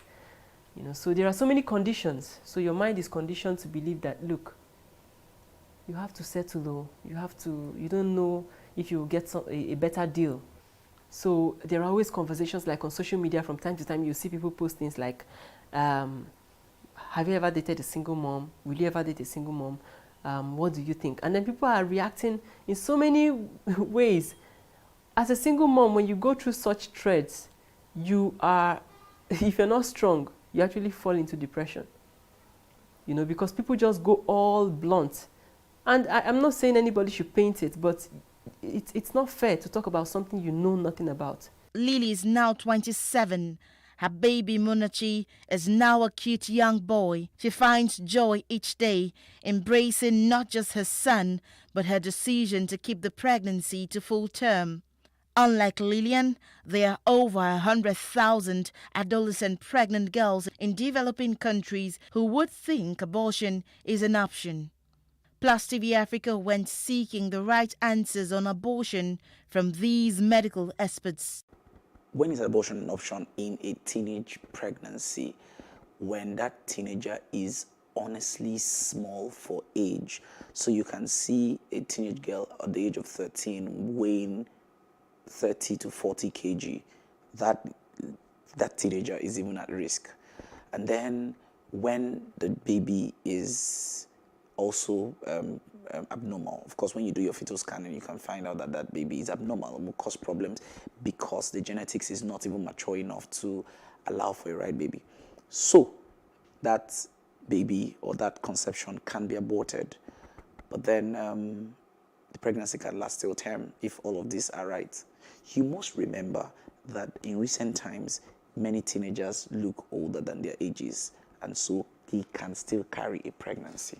What I'm trying to say is that the only time teenage pregnancy, teenage abortion, or abortion in teenage pregnancy is allowed is when that girl is too at risk, especially when her weight is not enough to carry that pregnancy, or that pregnancy is already a genetic misnomer. Then you want to abort the baby. And then if you check the consequences, for an example, delivering that child could cause what we call fetal fistulas, vaginal urethral fistulas. All of these consequences are there in abortion. These are some things you must also check. Bleeding is one of the consequences in abortion. So it's not also a good option to just fall back on. All right, but when you weigh the chances of allowing that woman alive, then you want to try the abortion if she is too small for age to carry pregnancy. Are there medical effects for aborting a pregnancy for a teenage mom? Yes, there are. One of them is fistula, and that happens a lot in the northern part of Nigeria. You have cases where women can no longer, there's urinary incontinence. It's called vesicovaginal fistulas. Okay, another one is bleeding, postpartum hemorrhage, post-bleeding, post-abortal hemorrhage till death. And you must understand that in teenagehood, blood volumes are not as massive as blood volumes in adults. So it's possible to bleed in the process of trying to abort a pregnancy. The third one is uterine rupture. You see, the uterus at that level is also friable. And so any instrumentation can rupture or penetrate and cause damage in the uterus. So you're also very careful about that. The uterus are very friable. And then, of course, the vaginal pathway is not fully established, even though there was some degree of sex. Risk of preeclampsia, that is hypertension in pregnancy. And of all these, you can see that teenage pregnancy poses a risk to the person, both medically, psychologically, and otherwise. Okay, am I saying that teenagers cannot have a normal birth? Yes, 80%. It's been seen that 80% of them cannot have a normal birth, except that teenager is on the big side genetically. That's from family history, is on the big side. If not, from the initial, you should just plan a CSA, cesarean section. With Nigeria's youthful population accounting for at least 43.69% of its almost 200 million population, with women and girls accounting for 99.13 million persons as of the 2019 World Bank statistics, how aware are the teenage girls of teenage pregnancy? Teenage pregnancy, from my own understanding, when a teenager who is not ready to get pregnant. If I get pregnant for me, I'm going to keep the pregnancy. Keep the child, tell your parents about it, and seek advice from a respected adult. Teenage pregnancy is when someone gets pregnant. Teenage pregnancy is getting pregnant at a teenage age, like unwanted pregnancy, while after engaging in premarital sex. Are teenage boys also aware of teenage pregnancy? If a teenage girl gets pregnant, I personally think that the teenager should keep the child, but give it to the appropriate authorities or people who are capable of supporting and raising the child. Then maybe they can come and collect it at a later date when they themselves are able to take care of the child. Proper sex education can prevent teenage pregnancy. Teenagers being taught to speak up when they've been sexually abused can prevent teenage pregnancy. And parents being more supervisive of their children to prevent any form of abuse taking place can prevent teenage pregnancy. We catch up with a few Nigerian parents who say they would not abandon their pregnant teenage girls. If my child come back home with pregnancy, I will feel bad, but at the end of the day, I will not chase her away. I will want to sit her down and ask her some questions about the pregnancy and some other things, which I will know the next step to take from there. Come home with your pregnancy. You have to present the man that pregnant you so that I will go and see the person. So, in a case, he will follow the man because I didn't give my parents unwanted pregnancy. No, abortion is not good because at times, some abortions at times may occur to maybe damage of the womb and some other things.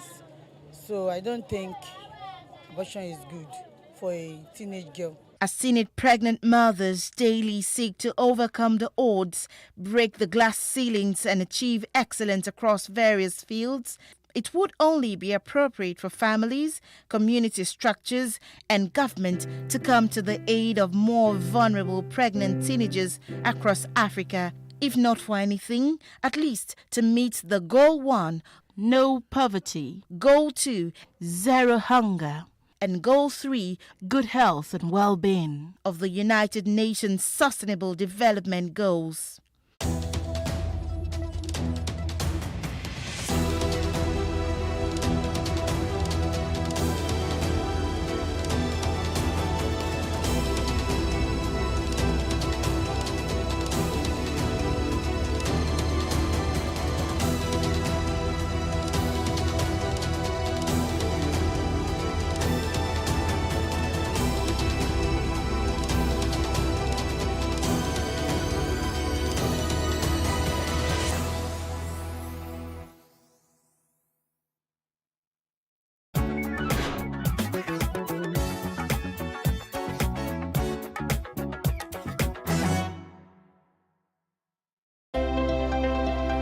Nigeria is a beautiful country filled with cultural resources and a preserved tradition. It is famously known as the Giant of Africa, whose cultural heritage is woven from the natural beauty in her land, threads of history, and the hospitality of her people. From rainforests in the south to savanna woodlands in the center and a semi-desert region in the north, Nigeria is adorned with long stretches of exotic beaches, lush mountains, magnificent waterfalls, and a unique wildlife. boasting of enchanting tourist attractions ready to be enjoyed. Here are some tourist destinations you should add to your bucket list. Coconut Beach. Coconut Beach is located in the coastal town of Badagry, west of Lagos State, Nigeria. No place tells the story of tourism fused with history like Badagry, which is situated about 20 miles close to the border of the Benin Republic. Coconut Beach has breathtaking and beautiful ocean views, a perfect place for relaxation, with the beach being set away from the noise of suburbia. It is surrounded by thousands of coconut trees, where it got its name from, beautiful holiday resorts, vacation huts, fresh air, and an open sky, portraying an ideal rural destination for lovers of fun and holiday makers. The Obudu Mountain Resorts. Above the sea level, on the Oshia ridge of the famous Sankwala Mountain, sits majestically the Obudu Mountain Resort. It is located in the highlands and deep tropical forests of Cross River State, with a temperate climate and just 45 miles from the border of Cameroon. The ranch boasts of numerous pleasant mountain area and countryside views, with tourist attractions like the water park, cable car, ranch cattle and horses, waterfall, and the ancient Anapi village. The Obudu Mountain Resort is a mix of adventure, beautiful scenery, and idyllic tranquility. The Yankari Game Reserve.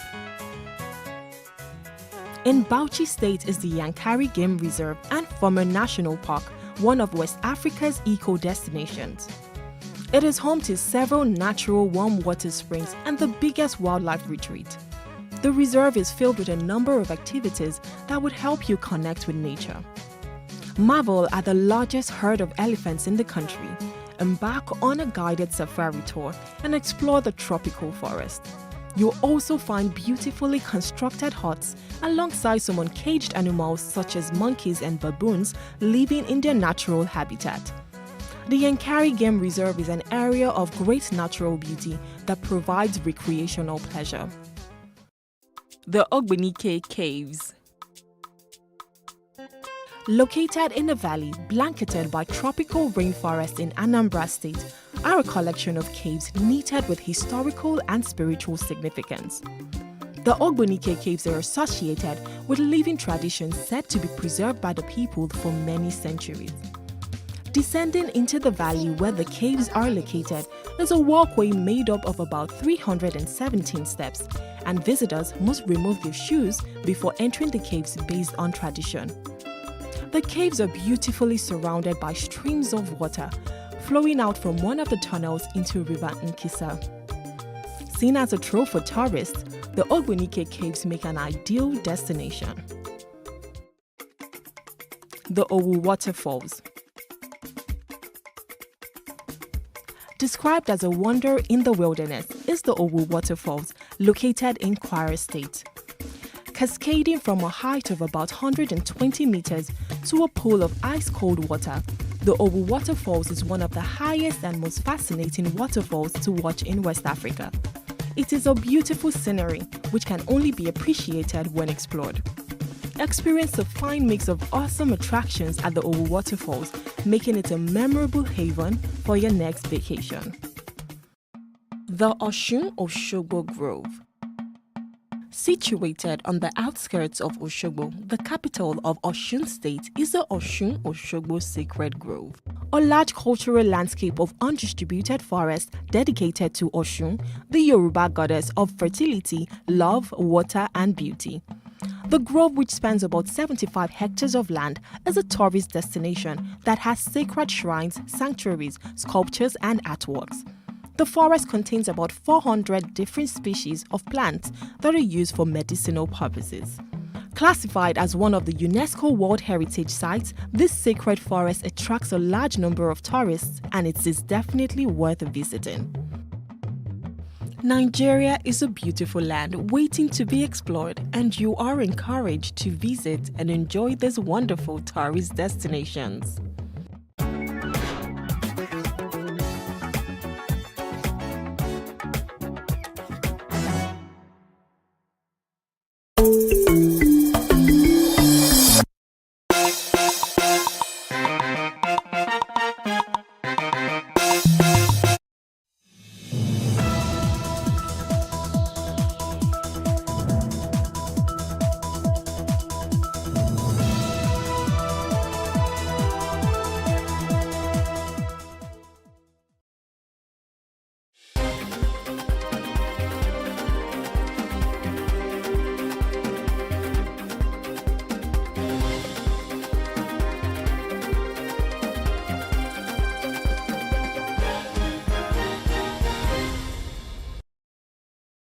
Good afternoon, I am Shade Uwe, and this is News Update. In a recent development, the Federal High Court in Abuja has issued a garnishee order freezing a total of 24 bank accounts belonging to the Kano State government. This order was granted in response to a suit filed by the Incorporated Trustees of Mashalashi Aid Shop Owners and Traders Association. The association sought compensation for the demolition of their shops, which they deemed illegal and unjust. Justice I.E. Equal, presiding over the case, delivered the ruling on November 28, 2023, affirming the attachment of funds totaling 30 billion naira. The Zamfara state government says it has recovered about 50 operational vehicles allegedly taken away by the immediate past governor of the state, Bello Matawale. Briefing journalists on Thursday in Gusau, Sani Sambo, a spokesperson for Governor Dauda Lawal, said the action followed the judgment by a federal high court in Sokoto last Friday. He said due process was carefully followed to recover the vehicles from the Gusau and Maradun residences of the former governor, who earlier denied having possession of any government property when he was leaving office as governor. The former governor of the Central Bank of Nigeria, Sanusi Lamido Sanusi, has called for a proper audit of the Nigerian National Petroleum Company Limited, noting that this call was what cost him his job at the Apex Bank. Sanusi made this known while delivering his remarks at the Bank Directors Summit held at the Congress Hall of the Transcorp Hilton in Abuja. He insisted that the president should not be the Minister of Petroleum. President Bola Tinubu says cooperation is imperative for economic prosperity in West Africa, noting that a lack of synergy between Nigeria and Benin Republic has been an encumbrance to mutual development. Speaking when he received President Patrice Talon of Benin Republic at the State House in Abuja, President Tinubu said Nigeria and Benin Republic share a lot in common, describing both countries as conjoined twins held together at the hip. In his speech, President Talon said he was at the State House to seek the support of President Tinubu on improving trade relations ahead of the Economic Community of West African States Summit, describing the relationship between his country and Nigeria as crucial. The global rights group Amnesty International has knocked the Nigerian military for the accidental bombing that killed over 85 villagers and injured several others at Tundun Biri village in the Gabi local government area of Kaduna State. The rights group described as unacceptable the persistent unlawful killings of civilians by military airstrikes. Amnesty accused the Nigerian military of cover-up and demanded that justice be served on the matter. The Chief of Army Staff, Lieutenant General Taoreed Lagbaja, says the Nigerian Army will continue to be responsible and responsive in its engagement with the society. He stressed that such commitment in the ongoing end-of-year exercises and operations have strengthened its objectives to combating piracy, oil theft, banditry, kidnapping, terrorism, insurgency, secessionist agitation, and others. He made this known at the closing press briefing of exercise Clean Sweep, declaring Ikeja cantonment free of exploded ordnances. Plus TV defense correspondent Destiny Momo has more. This historical feat has certified Ikeja cantonment safe and free of every unexploded ordnances following the bomb explosion that happened 21 years ago.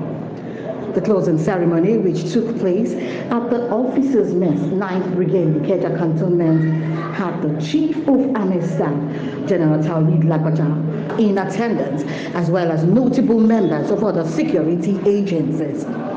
The Chief of Army Staff was ably represented by the Commander Engineer Corps Major General Philip Eromosele, who said the Nigerian Army would continue to be responsible and responsive in its engagement with the society, amongst other invaluable additions. Exercise Clean Sweep witnessed the deployment of some of the most sophisticated explosive ordnance disposal technologies and techniques available today in the market. These include ground-penetrating radar detection systems, drone-propagated chemical clearance of vegetation, as well as remote-controlled explosive ordnance disposal robots. Additionally, the best Nigerian Army personnel in explosive ordnance disposal and ammunition technical experts from Nigerian Army engineers and Nigerian Army Ordnance Corps were employed. The efficient mobilization of these men and equipment resulted in a timely search, recovery, and disposal of 2,055 unexploded ordnance of various calibers from the contaminated site. The blast epicenter, measuring over 155,000 square meters, is now safe and secured for immediate productive development. Earlier, Colonel Kazim Abdul Razak, the coordinator, exercised clean sweep, who doubles as the acting Directorate of Explosives Search and Disposal, Nigerian Army Engineers, informed that during the period the clearance operation lasted, not a single rotor was deliberately or accidentally detonated at the clearance site. By working in collaboration with other stakeholders, we have not only ensured the safety of our citizens, but also fostered synergy among various security agencies, very much in line with the Chief of Army Staff Command philosophy. In adherence to international best practices as well as quality assurance, the site was double-checked by the Nigerian Police Force Explosive Ordnance Disposal and Chemical, Biological, Radiological and Nuclear Units. They meticulously inspected an area of about 155,000 square meters and certified the site clear, having found any item of UXO during the search. I'm happy to therefore announce that the site of the 2002 explosion is now clear of any form of unexploded ordnance and will today be handed over to the Army headquarters for future development. I witnessed it during the 3 months program. I'm coming to inspect. So I'm also pleased that my area is secure now. So it's secure. Clear from any hazard, any identified hazard or potential hazard. You know, one of the common characteristics of a no-go area is that some certain hazard has been identified. Of course, the area will now have a clean certificate of safety. The Chief of Army Staff was presented a certificate by the Commander of the Nigerian Police Explosive Ordnance Department, DSP Awodele Jude, who represented the Commissioner of Police, Lagos State Command, while declaring Operation Clean Sweep closed.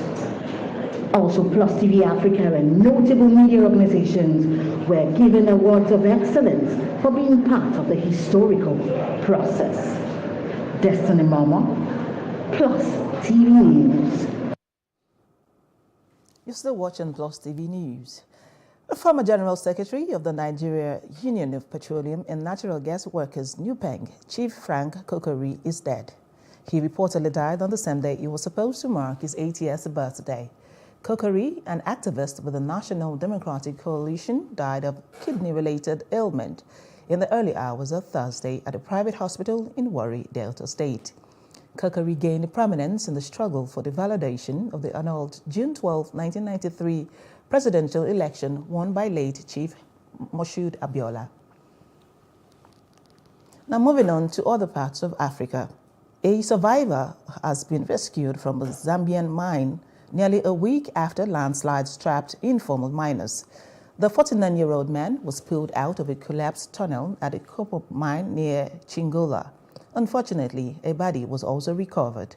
The survivor is now in the hospital, and while his medical condition was not disclosed, he is able to communicate with officials. The body was the first to be retrieved following the disaster last week. More than 30 miners may still be trapped under the rubble and debris in 3 separate tunnels at the Sicily mine in Zambia's Copperbelt province. Zambian authorities have differed on exactly how many miners they believe were trapped when the tunnels they were digging to look for copper ore last Thursday collapsed on them. Government officials have said there were more than 30 miners trapped underground in the late night tragedy, while the district commissioner of the area said there were at least 36 persons. And in outside Africa, 3 people were killed and another seriously injured by a gunman who was shot dead by police at a U.S. university on Wednesday. The incident at the University of Nevada, Las Vegas, a short distance from the gambling hub's tourist-packed strip, was the latest in the United States, where gun violence is a part of the fabric of daily life.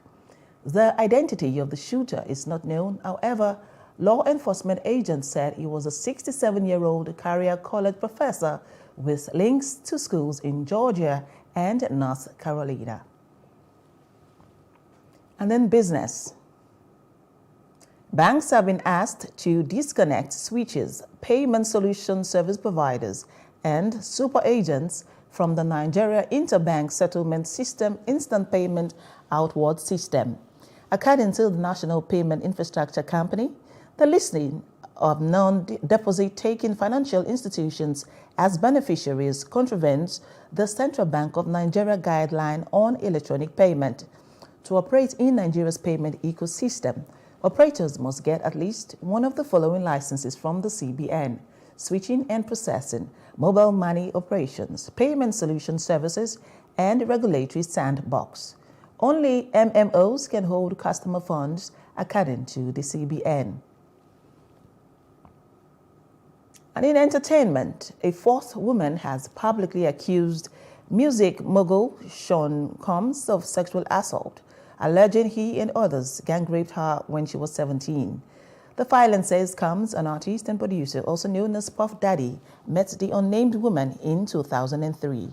A lawyer, Douglas Wigdor, who also represented R&B singer Casey, the first woman to publicly come forward against Combs, said that the depravity of these abhorrent acts has not surprisingly scarred our client for life.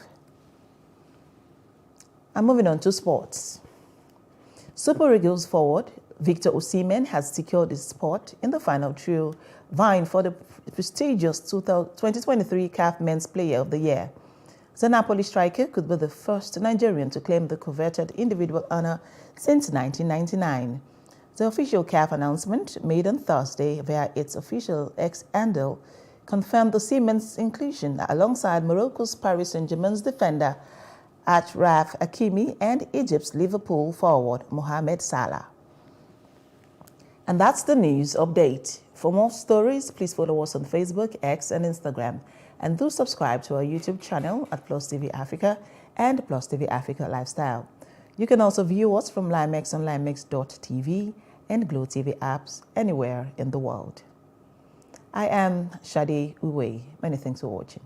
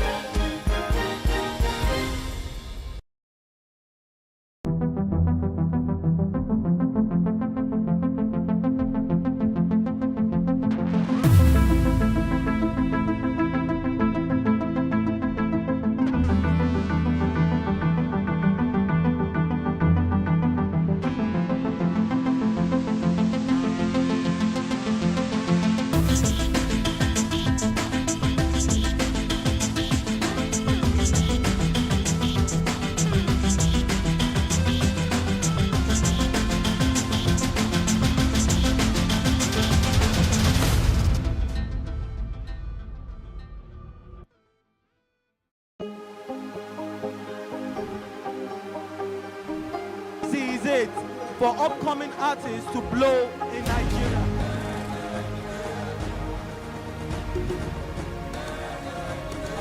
Welcome to Plus Trending. I am Buki November, your host, saying thank you for joining us on today's episode. Welcome back. It's tea time on Plus TV Africa. Practice makes perfect. I'm not perfect yet, but I'm a lot better than I used to be. He's a king. He's entitled to marry 100 if he wants to.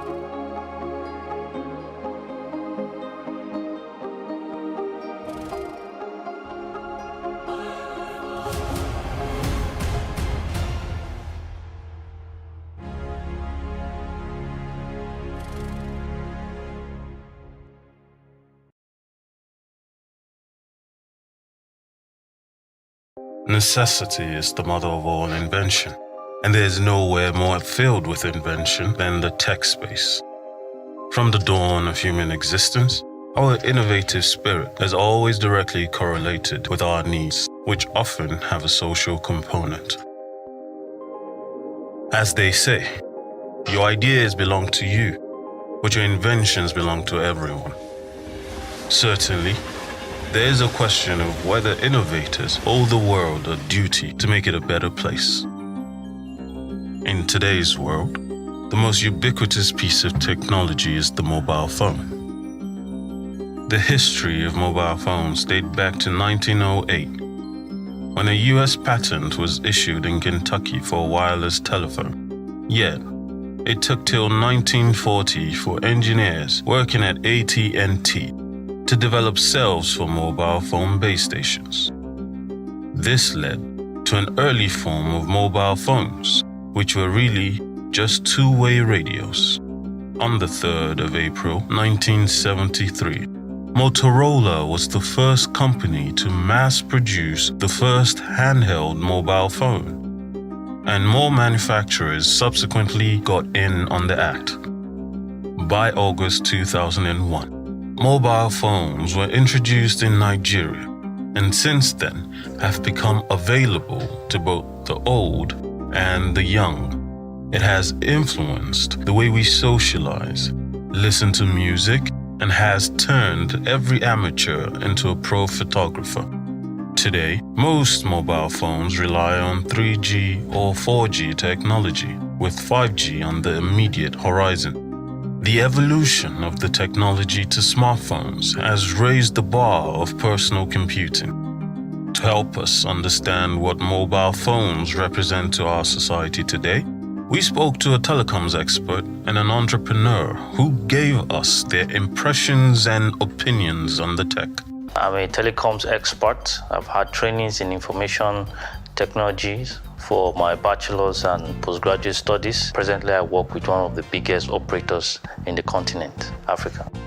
I'm a dentist. I'm also a fabric and fashion entrepreneur.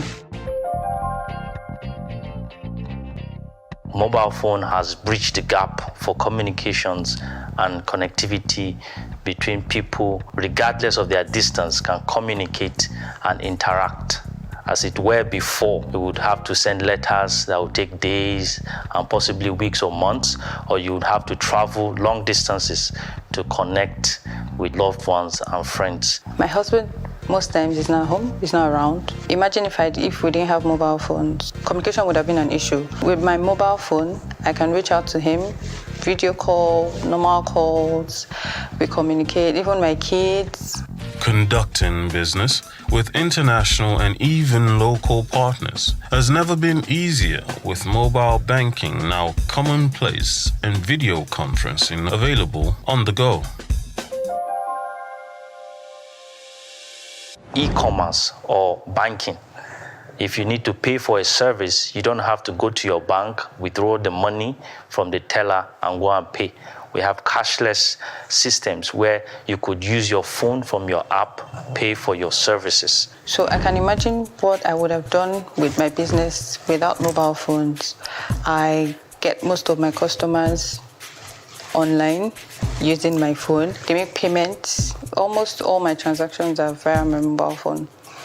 Nobody wants to go to the bank to carry out any transactions, so most of it happens on the phone. Local transactions, international transactions. With phones, I post pictures. I reach out to my suppliers anywhere and everywhere in the world with my phone, and I get my products using my phone. Especially because I don't have a physical store, I don't have a shop. So my business is online. So it makes me mobile. So I can run my business from anywhere. Sometimes I'm out of the country and I'm still running my business just because I have my phone. Smartphones offer us greater computing power than the computers NASA used in 1969 to launch the Apollo 11 space shuttle to the moon. These operated with floppy disks, offering kilobytes or megabytes of storage at the most. Today, the storage capacity of smartphones can reach as high as 128 gigabytes. If I don't have to go to the bank and then carry out transactions with my mobile app, it's a plus. If I don't have to go to the grocery store and request for grocery from the comfort of my home with my mobile phone, it's a plus.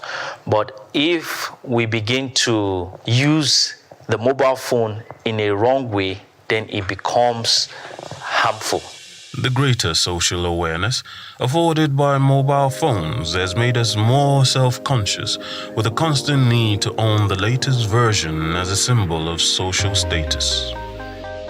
Our obsession with documenting our lives through pictures and videos has turned us into an attention-seeking people, and even voyeurs consuming other people's lives for entertainment.